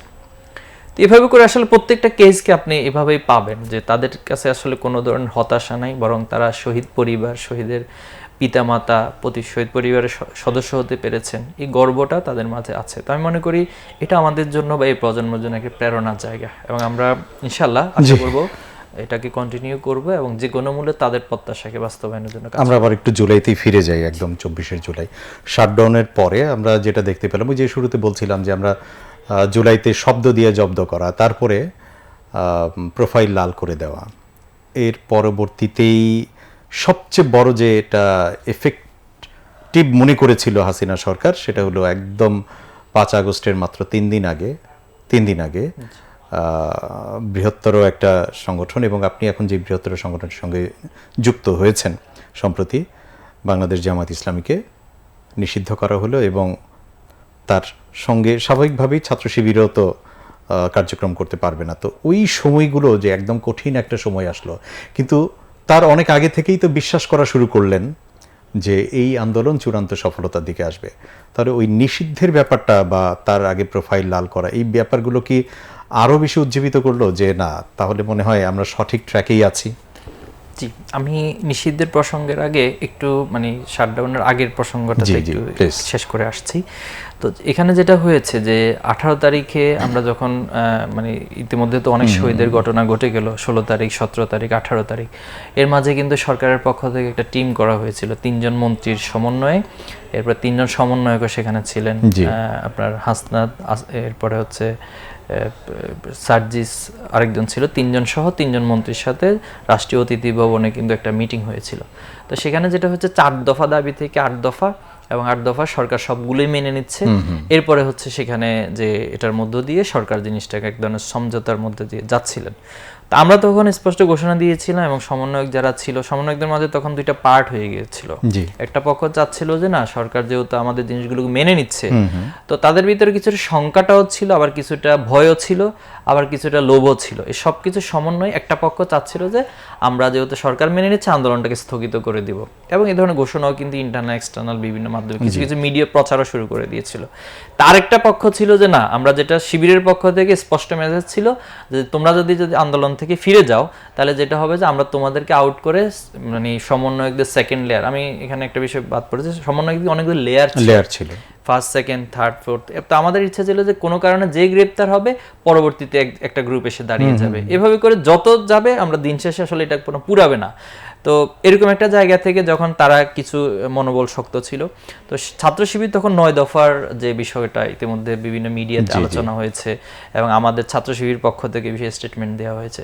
তো এই বিষয়ে একটা জায়গায় বলতে চাই, আসলে এটা শুধুমাত্র একজনের মাথা থেকে হয়েছে বিষয়টা তা না। আমাদের যেহেতু একটা গতি প্রকৃতির মধ্যে দিয়ে যাচ্ছি, আমরা হচ্ছে সরকারকে আমরা কিছু মানে একটু কিছু ট্রেকের মধ্যে ফেলে দিব, এবং তারাও যেন সেখানে মানে জিনিসটাকে ভুল করেন, অথবা তাদেরকে আমরা কিছু জিনিস করতে বাধ্য করব, কিন্তু আমাদের মূল টার্গেট হচ্ছে আমরা একটা চূড়ান্ত পরিণতির দিকে যাব। তো তখন আমরা যেটা ঘোষণা দিয়েছিলাম যে রক্তের উপরে আসলে কোনো সংলাপ, কোনো সমঝোতা হবে না, এবং চূড়ান্ত মুক্তি হওয়া পর্যন্ত আমরা যাব। তারই একটা অংশ বিশেষ হিসেবে এই 9 দফা আমাদের ঢাকা বিশ্ববিদ্যালয়, এরপরে কেন্দ্রের কয়েকজন দায়িত্বশীল সহ একটা টিম করা হয়েছিল। তো সেই টিম মেম্বাররা আলাপ আলোচনা করে এই 9 দফা দিয়েছিল। পরবর্তীতে এখন আব্দুল কাদেরকে দিয়ে আমরা যখন তাকে কল করা হলো, জানেন আপনি, বলা হয়েছে তোমাকে আমরা তোমার নামে এই রিলিজটা যাবে। এবং সেই মুহূর্তে আব্দুল কাদের ছাত্র শিবিরের যে মানে সেফ অথবা ছাত্র শিবিরের যে ব্যবস্থাপনা, তিনি কিন্তু সেখানেই ছিলেন। এবং ওনাকে যে মোবাইল থেকে টেক্সট করে দেওয়া হয়েছিল সেটা ছাত্র শিবিরে ওনাকে দিয়েছিলেন যাতে করে সেখান থেকে দেয়। এবং ওনার নাম দিয়ে প্রত্যেকটা মিডিয়া হাউসে টেক্সট করা, এটা আমাদের কেন্দ্রের মিডিয়া বিভাগ এবং ঢাকা বিশ্ববিদ্যালয়ের দায়িত্ব ছিল, সেটা করেছে। আরেকটা বিষয় দেখুন, তার একটা ভিডিও কিন্তু এসেছিল। এখন এই ভিডিওটা কিভাবে এসেছিল, এটা আমাদের নারায়ণগঞ্জ মহানগরীর সহযোগিতায় ভিডিওটা একটা জায়গা থেকে যেখানে তিনি ছিলেন সেফে, এটা ধারণ করা হয়েছে। ধারণ করে এটাকে আমরা পেন ড্রাইভে করে আলাদা করেছি। এবং এই আলাদা করে রাত প্রায় 2টা-3টা পর্যন্ত মিডিয়া হাউসগুলোতে দেখেন সে সময় কারফিউ চলমান। এরপর কি পরিমাণ একটা ভীতিকর পরিস্থিতি, একটা মানুষের কাছে যখন এই পেন ড্রাইভ সহ কেউ ধরা পড়বে সেই মুহূর্তে তার অবস্থাটা কি হবে, মেরে ফেলবে একদম নিশ্চিত, মানে তাকে জায়গায় স্পট ডেথ করে দিবে আর কি। তো আমাদের তৎকালীন মিডিয়া সম্পাদক মাহাদি আল মাহমুদ ভাই সহ ওনার সাথে একটা টিম এই রাতের বেলায় রিস্কের কাজটা করেছিলেন। প্রত্যেকটা মিডিয়া হাউসে গিয়ে ভিডিওগুলো দিয়েছেন, যেটা পরবর্তীতে সোশ্যাল মিডিয়ার সব জায়গায় প্রচার হয়েছিল। তো এই জন্য একটা প্রসঙ্গ এখানে বলতে চাই, আসলে আন্দোলনে কোনো কর্মসূচি এককভাবে যে কেউ চিন্তা করে এককভাবে সিদ্ধান্ত নিয়েছেন এটা না। এখানে ছাত্র শিবিরের আলহামদুলিল্লাহ আল্লাহ তাআলা একটা ড্রাইভিং ফোর্সে তখন থাকার সুযোগ দিয়েছিলেন। তো সেখানে যদি কেউ একটু বিভ্রান্ত হয়েছে, ছাত্র শিবির তাদেরকে মোটিভেট করেছেন, তাদেরকে ধরে রাখার চেষ্টা করেছেন এবং সবকিছু সারা দেশে এক্সিকিউশনের মেকানিজমটা করেছেন। এরপরে আমরা আসি যে 18 তারিখের পর এখানে 9 দফা হওয়ার পর আমাদের ভিতরে এই আলোচনাটা তখন হয়েছিল যে সরকার যদি 9 দফা মেনে নেয়, কারণ হাসিনা তার মানে ক্ষমতার স্বার্থে কিন্তু সবকিছুই করে। তবে ইয়ে ছিল যে যেখানে এমন একটা পয়েন্ট দেওয়া হয়েছে যে ছাত্র হত্যার দায় স্বীকার করে ক্ষমা চাইতে হবে। তো হয়তো সে সাময়িকভাবে পার পেয়ে গেল, ইতিহাসের ধারায় কোনো একদিন কিন্তু তাকে এটার জন্য মানে বড় ধরনের একটা ইয়ার সম্মুখীন হতে হবে। তো এই জায়গা থেকে আমাদের একটা চিন্তা ছিল যে 9 দফা মেনে নেয় তাহলে এরপরে কি হবে, আমরা নতুন কিছু দফা সেখানে ইনক্লুড করে দিব। এই চিন্তাটাও আমাদের ছাত্র শিবিরের যে ফোরামটা ছিল তাদের মাঝে আলাপ আলোচনা হয়েছিল। তো তার ধারাবাহিকতা যখন ইন্টারনেট শাটডাউনটা ক্লোজ হলো, এখন আমরা দেখতে পেলাম যে আসলে পরিস্থিতিটা কতটা ভয়াবহ। তখন বিভিন্ন ফুটেজগুলো আমাদের কাছে আসতে শুরু করলো।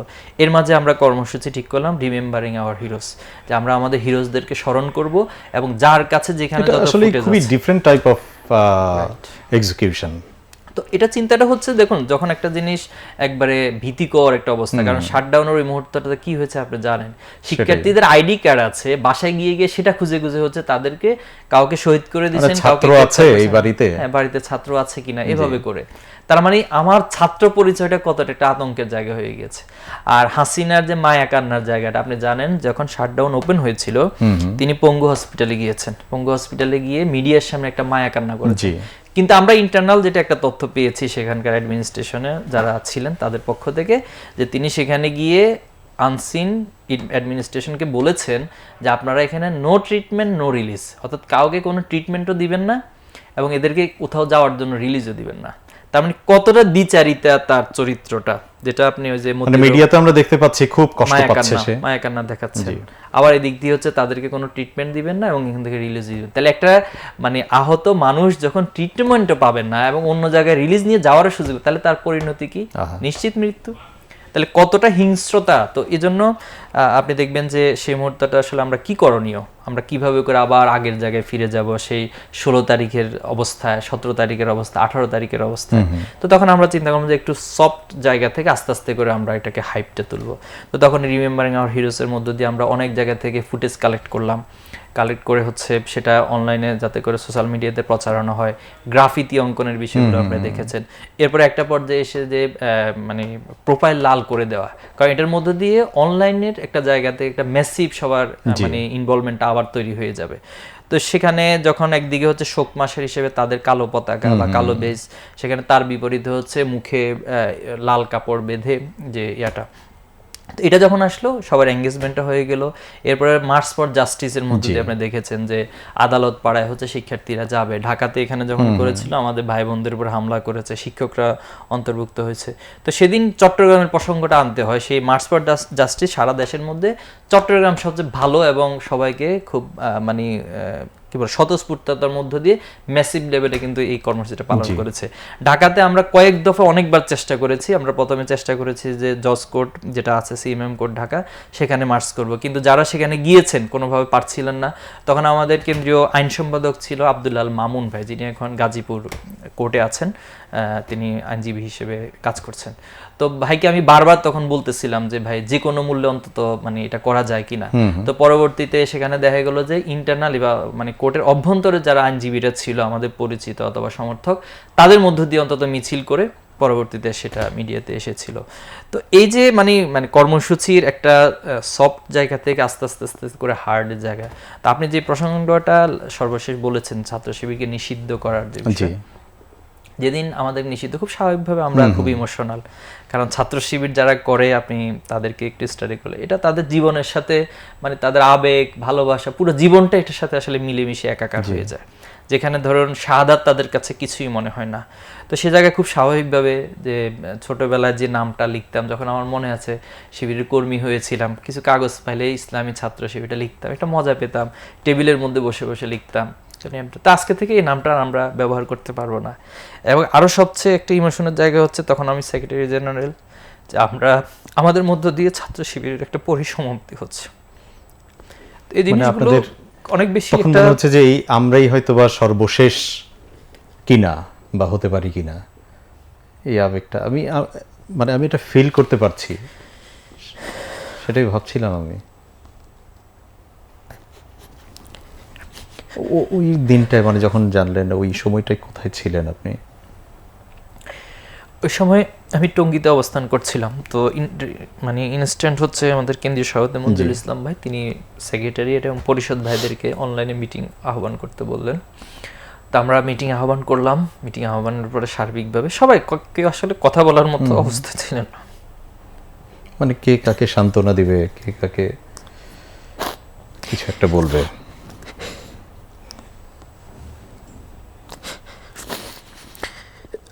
ওই সময়টাতে আসলে সেখানে যারা উপস্থিত ছিলেন কেউ কথা বলতে পারছিলেন না। তা আমাদের প্রথম নির্দেশনাটা যেটা আমরা সিদ্ধান্ত নিয়েছিলাম যে যাদের কাছে যত ধরনের শিবিরের ডকুমেন্টস আছে সবাই সবকিছু নষ্ট করে দেবেন।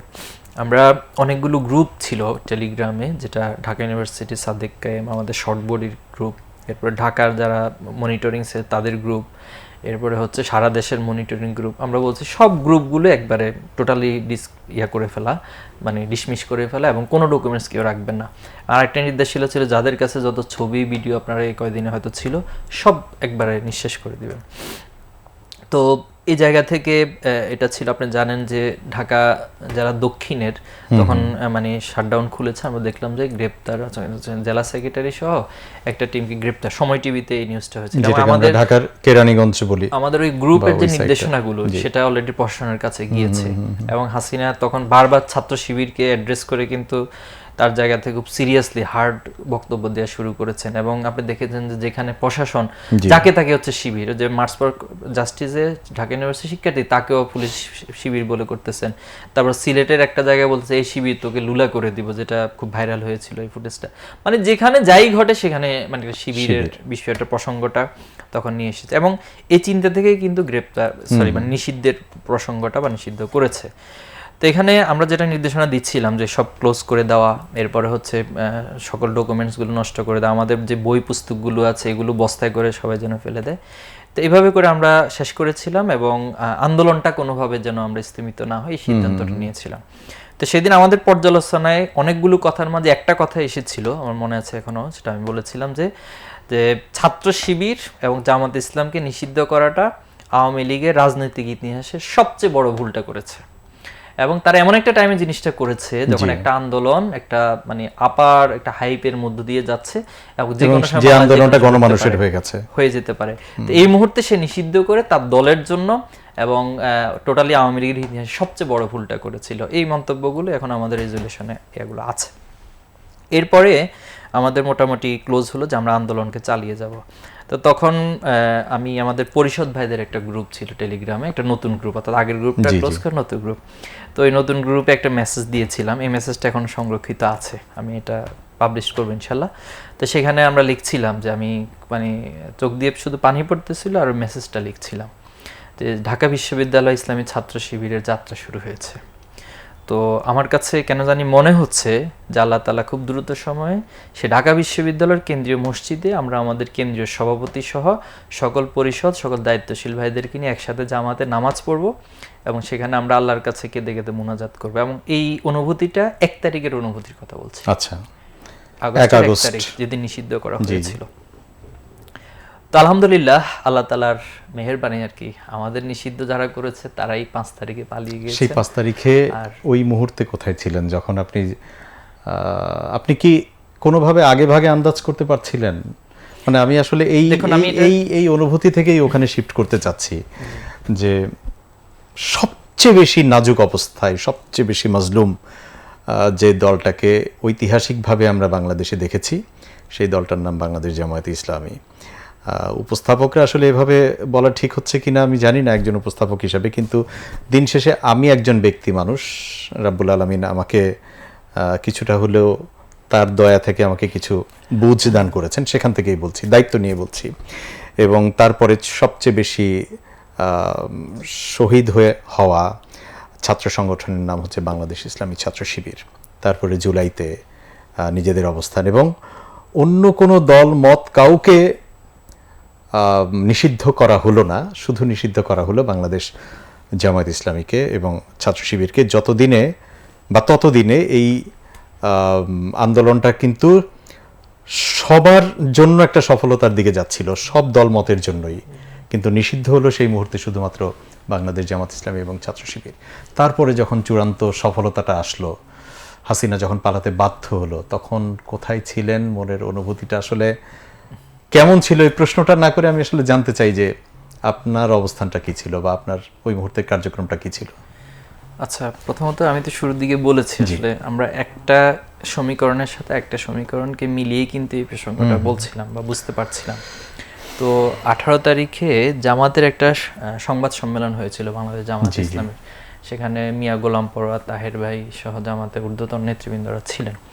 তো সেদিন এই সংবাদ সম্মেলনের পরে আমি তাহের ভাই ডাক্তার আব্দুল মোহাম্মদ, যিনি নায়েবে আমিরদার শিবিরের সাবেক কেন্দ্রীয় সভাপতি, ওনাকে হোয়াটসঅ্যাপে একটা টেক্সট করেছিলাম যে ভাই আমাদের ক্যালকুলেশনে বলছে এই মুহূর্তে যদি প্রত্যেকটা রাজনৈতিক দল তার পূর্ণ শক্তি দিয়ে মাঠে নামে, তাহলে দীর্ঘদিন ধরে আপনারা যে জিনিসটা প্রত্যাশা করছেন, বাংলাদেশের মানুষ যেটা চাচ্ছে, সেটা পসিবল। তো তাহের ভাই 18 তারিখ সম্ভবত সন্ধ্যায় বা রাতেই গ্রেপ্তার হয়েছিলেন। কাউন্টার টেরোরিজম ইউনিটে উনি ছিলেন। তো ওনার এই হোয়াটসঅ্যাপের টেক্সট বা মেসেজগুলো ওদের কাছে গিয়েছিল, এবং ওনাকে যখন কোর্টে উঠানো হয়েছিল ওনার সাথে সাক্ষাতে উনি এই মেসেজটা দিয়েছিলেন যে শিবিরের সেক্রেটারি জেনারেলের এই মেসেজটা সরকারের কাছে আছে বা তাদের প্রশাসনের কাছে আছে। তো পরবর্তীতে যেটা আমি বললাম, আপনি অনেকগুলো ক্যালকুলেশন, এই যে আমাদের নির্দেশনার যে মেসেজগুলো অনেক জায়গায় পেয়ে গিয়েছে, আসলে সব জায়গায় তো আসলে কন্ট্রোল করা যায় না। একটা সংগঠনের ধরেন লক্ষ লক্ষ জনশক্তি, লক্ষ লক্ষ দায়িত্বশীল, সবার কাছে মাস লেভেলে ইন্টারনালি মানে অফলাইনে একটা মেসেজ পৌঁছানো, এটাকে আবার একটা সিকিউর পজিশনে রাখা, সরকারের কাছে সব মেকানিজম তথ্যপাথ্যগুলো ছিল। এবং সমন্বয়কদেরকে গ্রেপ্তার করে তাদের কাছে অনেক ডকুমেন্টস পেয়েছে, এবং সমন্বয়কদের অনেক মেসেজ সাদিক কায়েমের মাধ্যমে আমাদের গ্রুপে আসতো, আমার কাছে পার্সোনালি আসতো, আবার আমাদের অনেক মেসেজ ফরওয়ার্ড হয়ে দেখে তার কাছে থেকে। আপনি জানেন যে টেলিগ্রামের গ্রুপের এই মেসেজগুলো কিন্তু আইডিগুলোকে শো করে যখন ফরওয়ার্ড করা হয়। তো এরকম নানান বিষয় এবং তাদের টোটাল অবজারভেশনে আসলে এখানে ছাত্র শিবির একটি স্টিয়ারিং পজিশনে আছে এবং সিদ্ধান্ত গ্রহণ এক্সিকিউশনে আছে। তো এটার কারণে দেখা যায় আমাদের প্রতি তাদের একটা অসন্তোষের জায়গা, নিষিদ্ধ করলে এদেরকেই করতে হবে, যেখানে আমাদের ক্ষমতার জন্য চ্যালেঞ্জ হয়ে দাঁড়িয়েছে। তো তাদেরকে নিষিদ্ধ করলে হয়তো তারা একটু পিছনে হটে যাবে, অথবা তারা অতি প্রতিক্রিয়াশীল হয়ে যাবে, তখন দেখা যাবে যে আমাদের জন্য মানে আন্দোলনটাকে দমন করা সহজ হবে, যেটা তাদের অতীত। আমি তো অলরেডি বলেছি এটা ছিল তাদের সবচেয়ে একটা বড় ভুল সিদ্ধান্ত। কারণ অনেক সময় মানুষ মনে করে যে সব ছিদ্রপথ তার জন্য বন্ধ করেছি, কিন্তু ওই যে আল্লাহ তাআলার একটা নিজস্ব প্ল্যান তো থাকে, এমন কিছু ছিদ্রপথ মানুষ খুলে রাখে, অথবা অনেক ভালো কাজের মধ্যে এমন মানে অনেক সঠিক সিদ্ধান্তের মধ্যে এমন কিছু ভুল সিদ্ধান্ত থাকে যেটা সে উপলব্ধি করতে পারে না। অফিশিয়ালি নিষিদ্ধ হওয়ার পরেও কিন্তু ওই যে অতি প্রতিক্রিয়া, যেটা ওরা এক্সপেক্ট করছিল যে প্রতিক্রিয়াটা দেখাক এবং আমরা সেটাকে জামাত শিবির বলেই দমন করি, সেটা কিন্তু জামাত শিবির করে না। আমরা আগের ধারাটা জাস্ট গ্রাফটাকে আস্তে আস্তে করে আমরা ফুয়েল আপ করছিলাম, এটা গিয়ার আপ হয়ে এটা যেন একটা, তো ওই লেভেলেই কিন্তু আপনি গিয়েছে। আপনি দেখবেন টোটাল শাটডাউন যখন ওপেন হয়েছে একটা সফট কর্মসূচি থেকে আস্তে আস্তে দাঁড়াতে, সেখানে মাঝখানে এসে যখন নিষিদ্ধ হয়েছে এটা যে হঠাৎ করে লাভ দিয়েছে তা না। 1 তারিখের পর থেকে আমরা এখানে 5 দিন সময় নিয়েছি। তো এখানে 3 তারিখের একটা প্রসঙ্গ আমরা বলতে পারি যে আমরা ফতেহ গণভবন, যেটা আপনি জানেন যে যেটা মানে 5 তারিখে আলটিমেটলি হয়েছিল, এই প্ল্যানটা আমরা 3 তারিখে করেছিলাম। 3 তারিখে যাতে করে আমরা এটা বাস্তবায়ন করতে পারি, সেজন্য একটা কমিটিও আমাদের হয়েছিল। আমি যদি একটু আপনাকে তেলাওয়াত করে শোনাই দর্শকদের জানার উদ্দেশ্যে। সেখানে আমরা শিবিরের সাবেক যারা দায়িত্বশীল ছিলেন এবং যারা হচ্ছে জামাতে ইসলামের মহানগরের দায়িত্বশীল, এই ঢাকাটাকে অনেকগুলো সেগমেন্ট স্পটে আমরা ভাগ করেছি। এক্ষেত্রে হচ্ছে আপনার জামাতের পক্ষ থেকে একজন সমন্বয়ক থাকতো, শিবিরের একজন দায়িত্বশীল থাকতো, আর ওই এলাকায় আমাদের যারা মানে সহযোগী হিসেবে থাকতেন, বিশেষ করে হচ্ছে মানে শাখাগুলো তারা, এবং ওই এলাকার যে প্রতিষ্ঠানগুলো ছিল তারা ছিল ওই স্পটগুলোতে আসতেন। তো এক্ষেত্রে শাহবাগের যে ইয়াটা, এখানে ছিলেন আমাদের 2 জন কেন্দ্রীয় দায়িত্বশীল ছিলেন। একজন হচ্ছেন সিবগাতুল্লাহ ভাই, আজিজুর রহমান আজাদ ভাই, যিনি এখন একজন সেক্রেটারি দায়িত্ব পালন করছেন, সে অফিস সম্পাদক। আর এখানে জামাতের হচ্ছে আপনার মোবারক ভাই দায়িত্ব পালন করেছেন, দেলোয়ার ভাই দায়িত্ব পালন করেছেন, শাহিন আহমদ খান ভাই দায়িত্ব পালন করেছেন, এরপর মাহফুজ ভাই যিনি শাহবাগ থানার আমির, শিবিরের সাবেক ঢাকা বিশ্ববিদ্যালয়ের সভাপতি, তিনি সহ এখানে একটা টিম ছিল। এবং এখানে আমাদের ঢাকা বিশ্ববিদ্যালয় এরপর আশপাশে যে শাখাগুলো ছিল তারা এই জায়গাগুলোতে কাজ করেছেন। বসুন্ধরা একটা আমাদের স্পট ছিল আলাদা একটা গ্রুপ, তো সেখানে হচ্ছে আব্দুর রহিম ভাই তৎকালীন কেন্দ্রীয় এইচআইডি সম্পাদক ছিলেন, এবং সেখানে আমিরুল ইসলাম ভাই কেন্দ্রীয় ছাত্র বিষয়ক সম্পাদক ছিলেন, ছাত্র আন্দোলন সম্পাদক। সেখানে জামাতের পক্ষ থেকে শিবিরের সাবেক কেন্দ্রীয় সভাপতি ইয়াসিন আরাফাত ভাই ছিলেন। এবং শাখাগুলোর মধ্যে আমাদের ঢাকা মহানগর উত্তরের একাংশ ছিল, প্রাইভেট বিশ্ববিদ্যালয়ের একাংশ ছিল, গাজীপুর মহানগরের একাংশ। উত্তরা যে স্পট আপনার, এটা একটা হটস্পট ছিল, কিন্তু এখানে আমাদের তৎকালীন দপ্তর সম্পাদক যিনি সাবেক এখন কেন্দ্রীয় সভাপতির দায়িত্ব পালন নুরুল ইসলাম ভাই ছিলেন প্রধান সমন্বয়ক। সেখানে ওনার সাথে সাইদুল ইসলাম ভাই কেন্দ্রীয় এইচআইডি সম্পাদক ছিলেন তখন, এখন সাহিত্য সম্পাদকের দায়িত্বে তিনি ছিলেন। এরপরে হচ্ছে সেখানে আমাদের ঢাকার শাখার মধ্যে হচ্ছে ঢাকা মহানগর উত্তরের একটা অংশ, এরপরে যেটা তামিলুল মিল্লাত মাদ্রাসা তাদের একটা পার্ট ছিল, গাজীপুর মহানগরের একটা পার্ট ছিল। তো এভাবে করে আমরা হচ্ছে ওই শাখাগুলোর ওই স্পটটাকে সাজিয়েছিলাম। এরপর রামপুরা যদি দিকটা দেখি আমরা, এখানে শফিউল্লাহ ভাই কেন্দ্রীয় কলেজ সম্পাদক ভাই, ওনার মূলত মেন সমন্বয়ক ছিলেন। সালাউদ্দিন ভাই তিনি তৎকালীন ব্যবসা সম্পাদক ছিলেন, ব্যবসা শিক্ষা সম্পাদক। এরপর জামাতের পক্ষ থেকে নাজিম উদ্দিন মোল্লা ভাই, তিনি জামাত মহানগর উত্তরের দায়িত্বশীল। আতাউর রহমান সরকার ভাই, এরপর ঢাকা মহানগর উত্তর এবং প্রাইভেট বিশ্ববিদ্যালয়ের একটা অংশ সেখানে দায়িত্ব পালন। সায়েন্স ল্যাবে ছিলেন দায়িত্বে আমাদের কেন্দ্রীয় আইন সম্পাদক আব্দুল্লাহ নোমান ভাই। এরপর সেখানে সহকারী হিসেবে মোতাসিম বিল্লাহ ভাই, যিনি সর্বশেষ কেন্দ্রীয় মিডিয়া সম্পাদক হিসেবে বিদায় নিয়েছেন, তখন তিনি আন্তর্জাতিক সম্পাদক ছিলেন। মিকদাদ আহমেদ ভাই তিনি কেন্দ্রের শিক্ষা সম্পাদক ছিলেন। এরপরে সেখানে কেন্দ্রীয় বিজ্ঞান সম্পাদক ডাক্তার নাইম তাজওয়ার, তিনি সাহিত্য সম্পাদক বিজ্ঞান সম্পাদক দায়িত্ব পালন করছিলেন। হাফেজ মিসবাউল করিম তিনি ছিলেন। জামাতের পক্ষ থেকে সেখানে আমাদের সাবেক কেন্দ্রীয় সভাপতি দেলোয়ার ভাই দায়িত্ব পালন করেছেন। এরপর হচ্ছে মোকাররম হোসেন খান তিনি ছিলেন।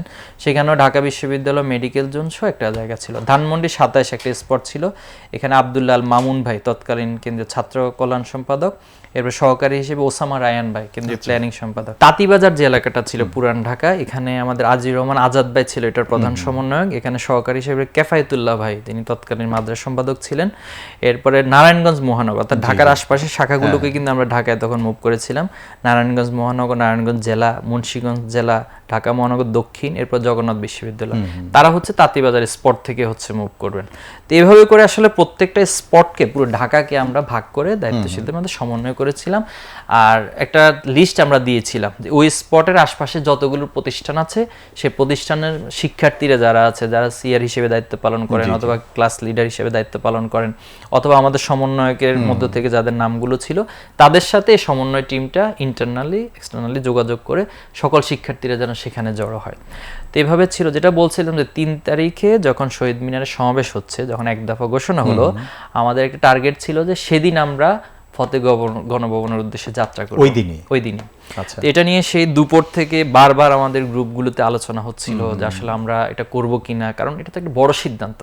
আপনি যখন মানে গণভবনের উদ্দেশ্যে যাত্রা করবেন তখন তো সরকার তো বসে থাকবে না, ইতিমধ্যে প্রশাসনকে মানে নির্মমতার সর্বোচ্চ পরিমাণে কিন্তু ব্যবহার করেছে স্নাইপার, আপনি জানেন সবকিছু। তো স্বাভাবিকভাবে তখন আসলে আমাদের ক্যাজুয়ালিটির পরিমাণটা কেমন হবে এই হিসাব নিকাশটা আমরা করছি। তো একটা বিষয় আসলো যে আমরা যখন এখন শাহবাগ থেকে বা শহীদ মিনার থেকে মুভ করব, তখন একযোগে যদি হামলা করে তাহলে দেখা যাবে যে এখানে বড় ম্যাসাকার হয়ে যাবে এবং পরবর্তীতে এটা আবার আন্দোলনকে একটু পিছিয়ে দেওয়ার বা আরো এক্সটেন্ড করে দেওয়ার সম্ভাবনা আছে। তো তখন যেটা আসলো যে ঠিক আছে আমরা 6 তারিখে ঢাকা অভিমুখে যাত্রা করব, যে কর্মসূচিটা আপনি জানেন। তো এভাবে যখন হলো আমরা 4 তারিখে ডিজাইন করলাম যে 4 তারিখ কোনোভাবে করা যায় কিনা, দেখলাম যে না 4 তারিখে আসলে আমাদের জন্য, এবং সেদিন আওয়ামী লীগ, এরপরে ছাত্রলীগ, যুবলীগ তারা পুরো একবারে প্রকাশ্যে অস্ত্রের মহড়া দিয়ে ব্যাপক ম্যাসাকার চালিয়েছে। ফেনীর ঘটনা জানেন, লক্ষ্মীপুরের ঘটনা, চিটংয়ে সেম, সিলেটের ঘটনা ঘটেছে, কুমিল্লাতে বড় ধরনের ঘটনা ঘটেছে, এবং প্রত্যেকটা জায়গায় ম্যাসিভ লেভেলে আমাদের শাহাদাতের ঘটনা ঘটলো কিন্তু 4 তারিখ। তো তখন যখন এই অবস্থা, তখন 4 তারিখ বিকেলবেলা আবার আমরা এটা নিয়ে আলাপ আলোচনা শুরু হলো, অর্থাৎ দুপুরের পর থেকে আলাপ আলোচনা শুরু হচ্ছে। তাহলে এইভাবে কি মানে আমরা যদি আরো 5 তারিখের জায়গায় 6 তারিখে যাই, তাহলে এই 5 তারিখে তো আরো বড় ধরনের ম্যাসাকার হবে, কারণ তার হিংস্রতার একবারে সর্বোচ্চ লেভেল ছাড়িয়ে গেছে। তাদেরকে সেই সময়টা দেওয়া যায় কিনা বা যাওয়া উচিত হবে কিনা। তো এই আলোচনার মাঝে হচ্ছে যে আমরা সমন্বয়কদের সাথে আলাপ করা শুরু করলাম। সাদিক কায়েম তখন বারবার ফোন দিচ্ছিলেন বা আমরা কি করণীয়, দ্রুত সিদ্ধান্ত নিতে হবে। তো আমরা তখন কেন্দ্রীয় সভাপতির সাথে আলাপ করলাম, আমাদের কেন্দ্রে যারা বড়ি আছে তাদের সাথে আলাপ করলাম।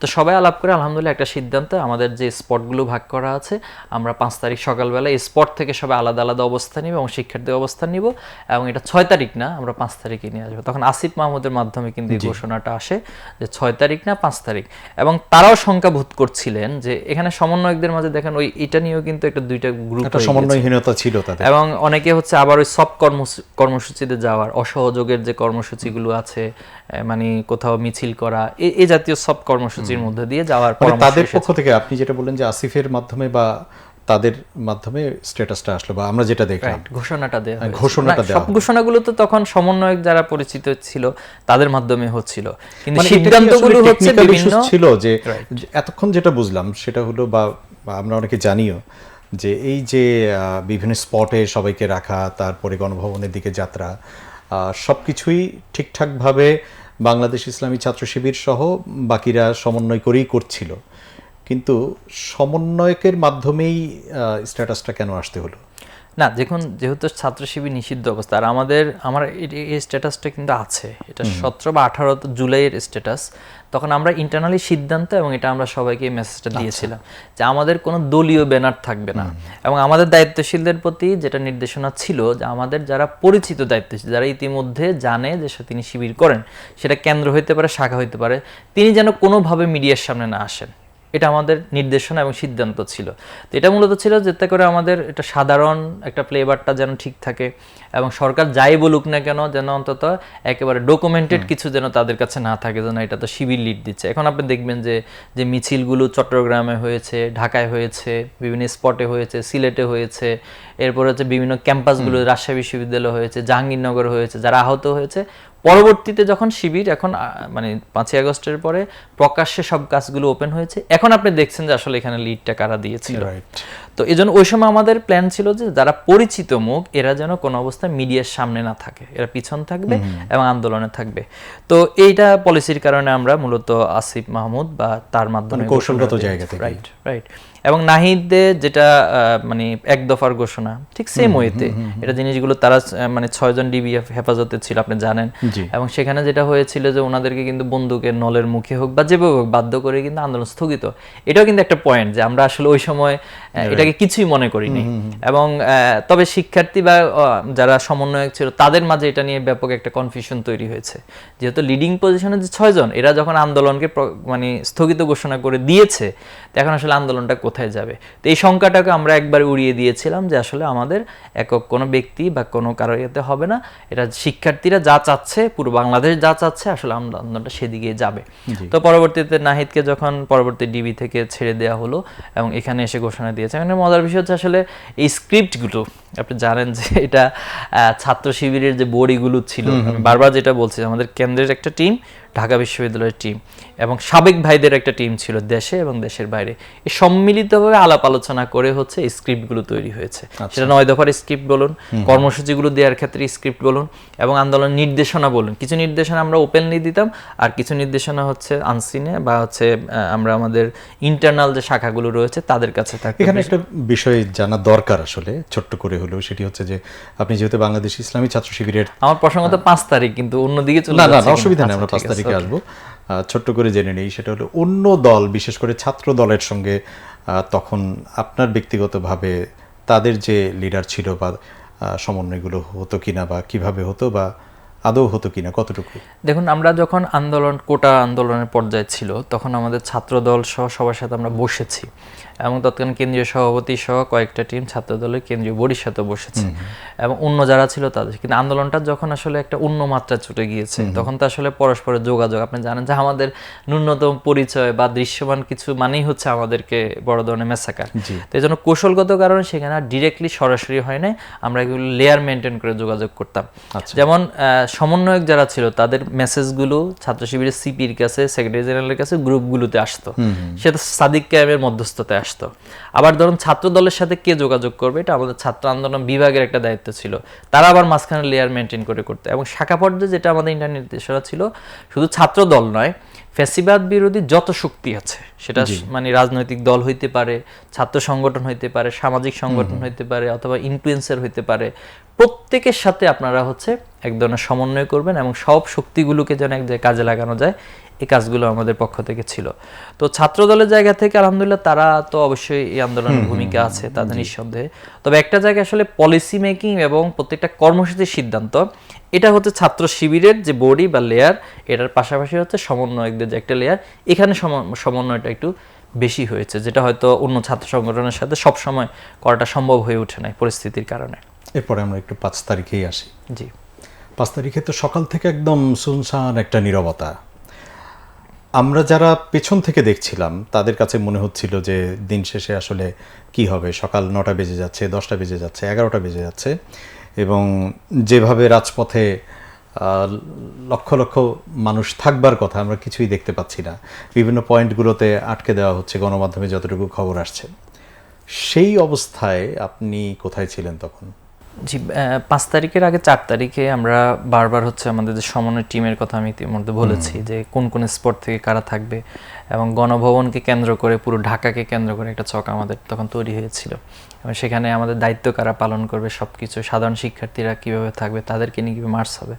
তো এখানে কিছু লজিস্টিক বিষয় থাকে, আত্মরক্ষার কিছু বিষয় থাকে। তো সবগুলো প্রস্তুতি আমরা 4 তারিখ রাতে দফায় দফায় প্রত্যেকটা টিমের সাথে বা স্পটে যারা দায়িত্বশীল তাদের সাথে বসে বসে আমার জায়গা থেকে আমি করছিলাম, কেন্দ্রীয় সভাপতি বারবার নক দিচ্ছিলেন, খোঁজখবর নিচ্ছিলেন, এবং মুরব্বীদের সাথে সমন্বয়, সবার সাথে সমন্বয়। তো 5 তারিখ সকালের আগে তো 4 তারিখ রাত আমাদের জন্য, তখন যেটা বারবার গ্রুপে আলোচনা হচ্ছে যে বদর যুদ্ধের ওই প্রেক্ষাপটটা মনে করছিলাম আমরা।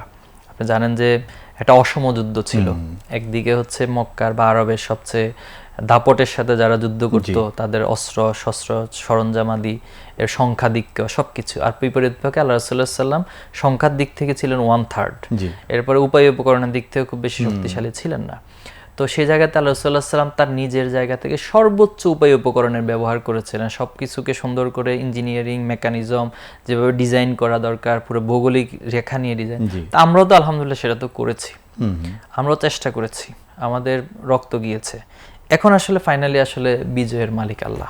তো এই জিনিসটার জন্য আমরা নির্দেশনা ছিল যে সেদিন রাতে সবাই যেন, সকল দায়িত্বশীল ভাইরা কান্নাকাটি করে আল্লাহর কাছে দোয়া করেন, এবং সব লেভেল আলহামদুলিল্লাহ আমরা যেটা জেনেছি পরবর্তীতে, শুধু বাংলাদেশ না, দেশের বাহিরেও যে যেখানে ছিল বাংলাদেশকে প্রতি ন্যূনতম ভালোবাসা আছে, অথবা বাংলাদেশ পন্থাকে যারা ন্যূনতম ধারণ করে, তারা আগের দিন রোজা রেখেছে টানা কয়েকদিন, 5 তারিখের জন্য রোজা রেখেছে, দোয়া করেছে।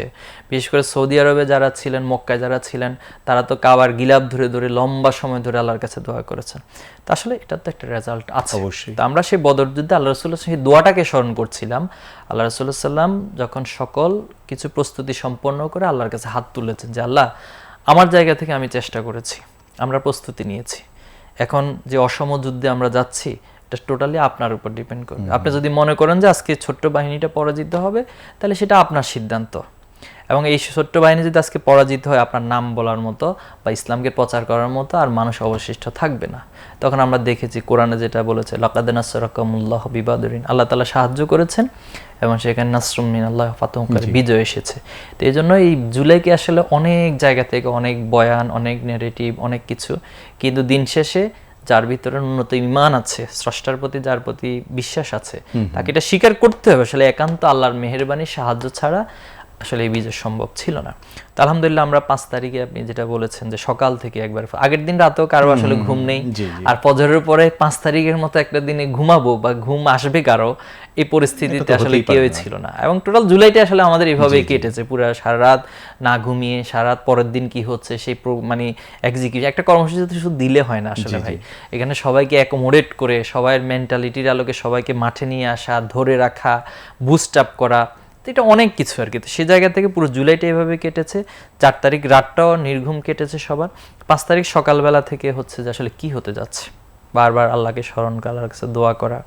তো সে জায়গা থেকে আমাদের স্পটে যারা যেখানে সবাই চলে, আপনি জানেন 5 তারিখে শাহবাগে সর্বপ্রথম হচ্ছে আমাদের ভাইরা মিছিল শুরু করে, যে কারফিউ ভঙ্গ করে, সেখানে তো সেদিন কিন্তু কারফিউ দেওয়া হয়েছিল। কারফিউ ভঙ্গ করে তখন তাদের উপরে আওয়ামী লীগ, যুবলীগ এবং প্রশাসন হামলা করে। তখন পিজি হসপিটালের যে বিভিন্ন জায়গা এবং সেখানে ব্যাপক ধাওয়া, পাল্টা ধাওয়া, গোলাগুলির ঘটনা ঘটে। তো এটা যখন ঘটেছিল তখন আপনার যাত্রাবাড়ির যে ফোর্সটা ছিল, এটা পাশাপাশি উত্তরার ফোর্স, এই ফোর্সগুলো হয়েছিল। তা আমি সর্বপ্রথম সকালবেলা উত্তরা ছিলাম। উত্তরা থেকে পরবর্তীতে যখন দুপুরের টাইম, যে হাসিনা পালিয়ে গেছে অলরেডি একটা গুঞ্জন উঠছে, কিন্তু তখন অফিসিয়ালি কোনো বক্তব্য আসছে না। এরপরে সেনাপ্রধান তিনি বক্তব্য রাখবেন, একবার একটা টাইম দিয়েছিলেন, পরবর্তী সেটা আবার 1 ঘন্টা 1.5 ঘন্টার মতো পিছিয়ে দিয়েছিলেন। তো সেই সময়টাতে হচ্ছে আমি ঢাকা মেডিকেল কলেজের যে মসজিদটা আছে, আপনি জানেন যে খুবই জনাজীর্ণ একটা মসজিদ আছে, সেখানে আমাদের তৎকালীন গাজীপুর মহানগর সভাপতি ছিলেন ভাই সহ, আমি বাইকে করে আর কি উত্তরা যখন আমরা আসছিলাম তখন সেখানেও কিন্তু ব্যাপক গোলাগুলি হচ্ছিল, বিশেষ করে এয়ারপোর্ট এবং মানে হাউস বিল্ডিং এর এই মিডল পজিশনটাতে ব্যাপক গোলাগুলি হচ্ছিল। তো যখন পুরো স্রোতটা, মানুষের স্রোত, সবকিছু পুরো স্রোতটা আসছে, তখন কিন্তু সেনাবাহিনী একটা পর্যায়ে এয়ারপোর্টের এই জায়গাটা ওপেন করে, এয়ারপোর্ট পর্যন্ত কিন্তু ব্লক করে দেওয়া ছিল। তা আমরা যেহেতু এখানে ব্যাপক একটা মেসাকার অবস্থা, তখন আমাকে তো ঢাকায় আসতে হবে, তখন আমি উত্তরার ভিতর দিয়ে বাইক সহকারে, আমাদের আবু হানিফ ভাই গাজীপুর মহানগর সভাপতি, উনি বাইক ড্রাইভ করেছেন, আমি পিছনে ছিলাম, আমরা ভিতর দিয়ে হচ্ছে একেবারে এয়ারপোর্ট এদিক থেকে এসে উঠেছিলাম। তো পরবর্তীতে যেটা বলছিলাম, ঢাকা মেডি এখানে ছিলাম, এখান থেকে সব কিছুকে খোঁজখবর, মনিটরিং করছিলাম, সব কথা কি হচ্ছে না হচ্ছে। তো ফাইনালি তো পরবর্তীতে আমরা দেখেছি আলহামদুলিল্লাহ পুরো গণভবন সহ, এবং এখানে একটা মজার বিষয় হচ্ছে আমাদের যে গ্রুপগুলো ছিল যারা যেখানে বলছে, দেখুন সবাই কিন্তু এট এ টাইম আলহামদুলিল্লাহ তাদের সেই পূর্ণ শক্তি দিয়ে মুভটা হয়েছিল। এবং যারা তাঁতি বাজাচ্ছিল এরা পুরান ঢাকাতে আওয়ামী লীগ অফিসের পাশ দিয়ে গিয়েছিল। এবং আমাদের একটা নির্দেশনা ছিল, কয়েকটা বড় টার্গেট ছিল, একটা ছিল ফতেগণ ভবন, আর একটা ছিল আওয়ামী লীগের এই অফিসটা। এটাকে যদি কোনোভাবে একটু আমরা মানে একটা প্রতিক্রিয়া বা প্রতিরোধ জনগণ দিয়ে করা যায়, তাহলে স্বাভাবিকভাবে হচ্ছে এটার মেসেজটা সারা দেশে পৌঁছে যাবে এবং সারা দেশে উজ্জীবিত হয়ে যাবে। আলহামদুলিল্লাহ পুরোটাই আল্লাহর একান্ত মেহেরবানি সহযোগিতার মধ্য দিয়ে সেটা হয়েছে। তো পরবর্তীতে তো সবাই আল্লাহর সেজদা অবনত হয়েছি আমাদের ভাইয়েরা, এবং শুধু আমরা না, আপনি দেখবেন যে সাধারণ মানুষ, নারী, পুরুষ সবাই গিয়ে যে যেখানে ছিল, এবং সেলিব্রেশনের জন্য সবাই বাড়ি থেকে বেরিয়ে গেছে, তখন মানে বের হয়ে পড়েছে, বাচ্চা কাচ্চা নিয়ে বের হয়েছে তখনও। এবং আমার মনে আছে যে আমার এরিয়াটা তো হচ্ছে যাত্রাবাড়ি ওই সাইডে, এবং যখন বের মানে তার সকাল থেকে আমি বারবার বের হচ্ছিলাম, এরপরে ফ্যামিলি নিয়ে যখন, খুবই পার্সোনাল, তারপরেও আসলে আমি একটা ব্যক্তি, মানে বাকিদের গল্পটাও একই। তো যখন আমরা বের হলাম তখনও দেখি যে সেখানে ম্যাসাকার চলছে, এবং হাসিনা চলে যাওয়ার পরেও মানুষ মারা হচ্ছিল, গুলি করা হচ্ছিল। এটা ছিল আসলে জঘন্যতম আরো একটা দৃষ্টান্ত। সেদিন তো যাত্রাবাড়ি, সাবা, উত্তরা, এরপরে হচ্ছে আপনার শ্যামলী, মোহাম্মদপুর, মানে প্রত্যেকটা স্পটে কিন্তু সন্ধ্যা পর্যন্ত ব্যাপক। এবং আপনি শহীদদের সংখ্যাগুলো যদি পর্যালোচনা করেন, আপনি দেখবেন যে 4 তারিখ 5 তারিখ এই 2টা তারিখে সবচেয়ে বেশি শহীদ হয়েছে। এবং হাসিনা পালিয়ে যাওয়ার পরের ওই মানে সময়টাতেও কিন্তু শাহাদাতের সংখ্যাটা অনেক বিস্তৃত ছিল, এবং যেটা 6 তারিখ স্তূপ হয়ে যাচ্ছিল, এরকম একটা অবস্থা। আসলে যেটা জুলাই নিয়ে বা লাল জুলাইয়ের গল্পে যখন আমরা বসি কাউকে নিয়ে, এবং সেক্ষেত্রে যদি একজন ছাত্র সংগঠনের ঊর্ধ্বতন নেতৃবৃন্দ কেউ হয়ে থাকেন আর আপনার মতো কেউ হন, তাহলে আসলে এই গল্পগুলো অনেক লম্বা হবে, এটা স্বাভাবিক। আমার মনে হয় যে দর্শক যারা এতক্ষণ আমাদেরকে শুনলেন তারা খুব মনোযোগ দিয়ে এবং নিজেকেও অনেক জায়গায় রিলেট করেছেন, অনেক জায়গার সাথে আপনি পরিচিত, অনেক জায়গায় আপনি নিজে ছিলেন। আসলে এই লাল জুলাইয়ের গল্পে আমরা হয়তো বা দেশের কোটি কোটি মানুষকে সবাইকে নিয়ে আসতে পারবো না, সব জুলাই শহীদদের কাছেও হয়তো বা আমরা এখনও পৌঁছাতে পারি নাই, সব জুলাই আহত যোদ্ধাদের কাছেও হয়তো বা আমরা পৌঁছাতে পারি নাই, তাদের কথা মানুষের কাছে শোনাবার বা পৌঁছে দেবার ব্যবস্থাও করতে পারি নাই। কিন্তু বিশ্বাস করেন, আমরা যে গল্পটা এখানে প্রচার করি বা যাকে নিয়ে আমরা বসি, তিনি বরং আপনাদের হয়েই কথা বলেন।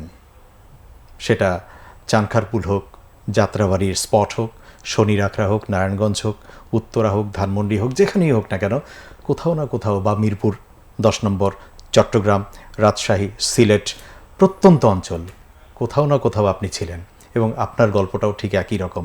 একইভাবেই হয়তো বা জুলাইকে মনে পড়লে আপনি কেঁদে ওঠেন, আপনি আবেগতাড়িত হন, আপনার চোখ ভিজে ওঠে। কিন্তু রাব্বুল আলমিনের কাছে আপনি নিশ্চয়ই এই জন্য কৃতজ্ঞতাও প্রকাশ করেন যে শেষ পর্যন্ত তো অন্ততপক্ষে হাসিনা এবং তার দলবল পালাতে বাধ্য হয়েছিল।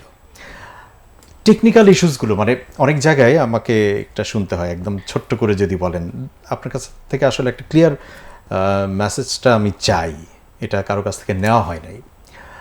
বাংলাদেশ ইসলামী ছাত্র শিবিরের নেতৃত্বে বা বিহাইন্ড দ্য সিন বলেন, ইন ফ্রন্ট অফ সিন বলেন, যেভাবেই বলি না কেন, এই যে গল্পগুলো উঠে এসেছে এবং আন্তর্জাতিক গণমাধ্যমে পর্যন্ত এসেছে পরবর্তীতে, তারপরে বিভিন্ন জায়গাগুলোতে, এই ধরনের প্রোগ্রামগুলোতে, পডকাস্টগুলোতে আমরা এগুলোকে সরাসরি আনভেইল করেছি বা আপনারা বলেছেন, আপনি আজকেও অনেক কিছু বলেছেন। পরবর্তীতে যদি কেউ এরকম হয়ে উঠবার চেষ্টা করে, তাহলে তার জন্য কি এটা একটা পথ হয়ে গেল না যে ঠিক আছে এই সংগঠনটা বা এরা মনে হয় ঠিক, অথবা আন্দোলনকারীরা মনে হয় এই পথেই হাঁটে, তাহলে তাদেরকে ঠেকানোর জন্য আমাকে এই রাস্তা খুঁজতে হবে, এই আনভেইল করে দেওয়াটাও কি ঠিক হচ্ছে, নাকি নতুন রূপে নতুনভাবেই মানুষ জেগে উঠবে? কোনটা আমরা বিশ্বাস করব? দেখুন, পৃথিবীতে যত বিপ্লব হয়েছে, বড় কোনো অর্জন হয়েছে, অথবা পৃথিবীর ইসলামের ইতিহাস যত যুদ্ধ হয়েছে, প্রত্যেকটা যুদ্ধেরই পলিসিগুলো আপনি কোরআন, সুন্নাহ বিভিন্ন মাধ্যমে কিন্তু হিস্ট্রিক্যালি এসেছে। তো এখন প্রসঙ্গ হচ্ছে যে মানে এই পলিসি কি পাবলিশড হবে না, এটা কি হচ্ছে আমরা মানে হাইড রেখে দিব না, এটা তো ইতিহাসের স্বার্থে মানুষকে জানতে হয়। এটা কিছু ঘটার পর সেটা নিয়ে তো একাডেমিক রিসার্চ হতে পারে, রিসার্চের মধ্যে দিয়ে সে উঠে আসে। তো এখানে মূল থিমটা হচ্ছে একটা ফ্যাসিবাদকে কিভাবে আমরা ফ্যাসিবাদকে এখান থেকে নির্মূল করেছি, সেই গল্প, ফ্যাসিবাদের যে মানে ফ্যাসিবাদের যে মেকানিজমটা, সে যেভাবে করে ফ্যাসিবাদ হয়ে ওঠে এবং সে যেভাবে করে দমন করে, তো তার বিপরীতে আসলে কোন পলিসির মধ্য দিয়ে তাকে পরাজিত করা হয়, এই পলিসিগুলো আমার দৃষ্টিকোণ থেকে আসলে সবাইকে জানা দরকার। এখন প্রসঙ্গ হচ্ছে যে যদি নব্যকেও হয়ে ওঠে, তাহলে আপনি দেখুন পৃথিবীতে তো নবী আলাইহিস সালামদের ক্ষেত্রে এটা ঘটেছে, একজনের সাথে হয়তো লড়াই সংগ্রাম হয়েছে, পরবর্তীতে আরেকটা এসেছে। যেমন আমরা যদি দেখি যে ফিরাউন যখন তার যে পরিণতি হয়েছে, আপনি জানেন যে মুসা আলাইহিস সালামকে হত্যা করার উদ্দেশ্যে গিয়েছে, পরবর্তীতে সে পানিতে ডুবে মারা গিয়েছে। তো ফেরাউনের এই পরিণতি দেখার পরে তো আসলে পৃথিবীতে কেউ ফেরাউন হওয়ার কথা ছিল না স্বাভাবিকভাবে, কিন্তু হয়তো ফেরাউন নামে কেউ ফেরাউন হয় না, কিন্তু ফেরাউনের চরিত্রগুলো কারো না কারোর মধ্যে কিন্তু ট্রান্সফার হয়ে উঠেছে। তখন কোথাও সেটা নমরুদ নামে এসেছে, কোথাও সেটা হামান নামে এসেছে, কোথাও সেটা কারুন নামে এসেছে, কোথাও আদ জাতি হিসেবে এসেছে, কোথাও সামুদ জাতি হিসেবে এসেছে। কিন্তু ওই প্রেক্ষাপটে ওই জাতিকে, ওই ফ্যাসিবাদকে মোকাবেলা করার জন্য তার বিপরীতেও কিছু চমৎকার পলিসি আল্লাহ তাআলার পক্ষ থেকে এসেছে, মানুষও গ্রহণ করেছে। আমাদের এই বাংলাদেশে যদি আপনি একটু খেয়াল করেন, বাংলাদেশের এই প্রেক্ষাপটে শেখ মুজিব তিনি মানে বাংলাদেশে প্রথম স্বৈরতান্ত্রিক একটা ব্যবস্থাপনা, কিভাবে বলতে পারেন, তিনি বাকশাল কায়েম করেছেন। যে আপনি একটা স্বাধীনতা যুদ্ধ হয়েছে, মানে যেখানে আমাদের মূল কথাটাই ছিল যে বৈষম্যের বিরুদ্ধে যুদ্ধটা হয়েছে। যদি এটা নিয়ে আসলে নানান বয়ান আছে, এটা নিয়ে ইসলামিস্টদের একটা বয়ান আছে, বিএনপির নিজস্ব একটা বয়ান আছে, আওয়ামী লীগের একটা বয়ান আছে, ইন্ডিয়ার একটা বয়ান আছে। আপনি জানেন ইন্ডিয়া বলে যে আসলে এটা বাংলাদেশ আর পাকিস্তানের যুদ্ধে হয় নাই, তাদের মানে ক্লেম হচ্ছে যে এটা ইন্ডিয়ার পাকিস্তানের যুদ্ধ হয়েছে। তো সেটা একটা বয়ান, আবার পাকিস্তান নিজস্ব একটা বয়ান আছে। তো এইভাবে নানান বয়ানের বাহিরে গিয়ে যেটা আমরা একবারে সাধারণ দৃষ্টিকোণ থেকে দেখি যে একটা বৈষম্য হয়েছিল, তার বিপরীতে বাংলাদেশ স্বাধীন হয়েছে। তো স্বাধীনতার পর আপনি কি করলেন, মানে স্বৈরতান্ত্রিকতার মধ্য দিয়ে বাকশাল কায়েম করলেন। এরপর যে রক্ষী বাহিনী গঠন করলেন, কেন উদ্দেশ্য হচ্ছে যে আপনার বিপরীত যত মত আছে সবগুলোকে আপনি নিঃশেষ করে দিবেন।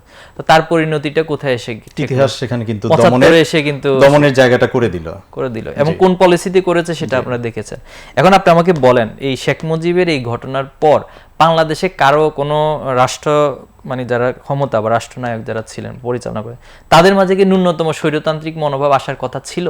না, ছিল না। কিন্তু সেখান থেকে শিক্ষা না নিয়ে আমরা হাসিনাকে দেখেছি।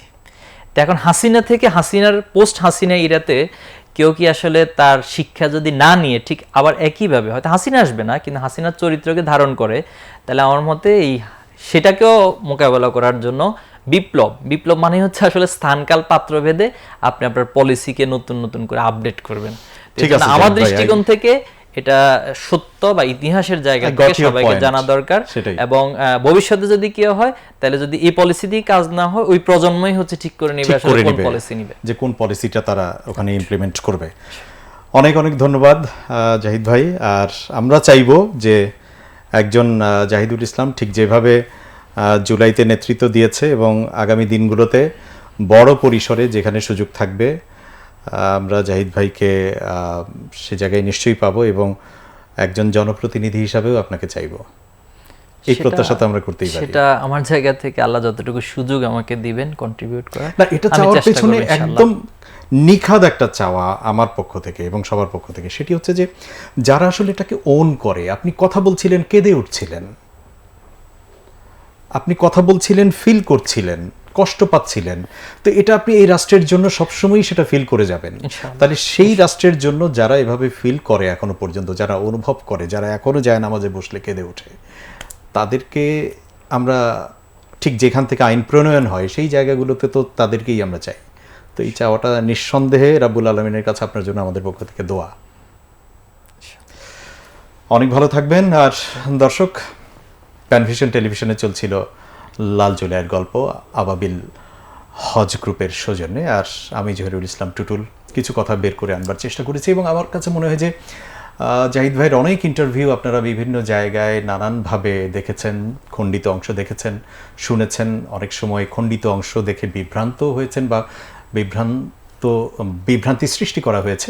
কিন্তু আজকে আমরা এই সময়টুকুতে হয়তোবা এই এপিসোডটা একটু বড় মনে হবে, প্রত্যেকেই শুনেছেন, দেখেছেন, এবং এই অংশটা বা এই এপিসোডটা একটু শেয়ার করে দিবেন। তাতে যেটা হবে যে আজকে আমরা একটু বিস্তারিত জানবার চেষ্টা করেছি, বা জাহিদ ভাইও সেটা বলেছেন। অনেক কথা যেটা অন্য জায়গায় হয়তো উনি বলেন নাই বা সেইভাবে বলেন নাই, বলাই হয় নাই, যেটা প্যানভিশন টেলিভিশনের আজকের আয়োজনে উনি বলেছেন। এটাই হচ্ছে লাল জুলাই এর গল্পের আমাদের এই পর্বগুলোর সফলতা, বা আমরা সে পথেই এগোচ্ছি। ভালো থাকবেন সবাই। আজকের মতো বিদায় নিচ্ছি। আল্লাহ হাফিজ। আসসালামু আলাইকুম ওয়া রাহমাতুল্লাহ।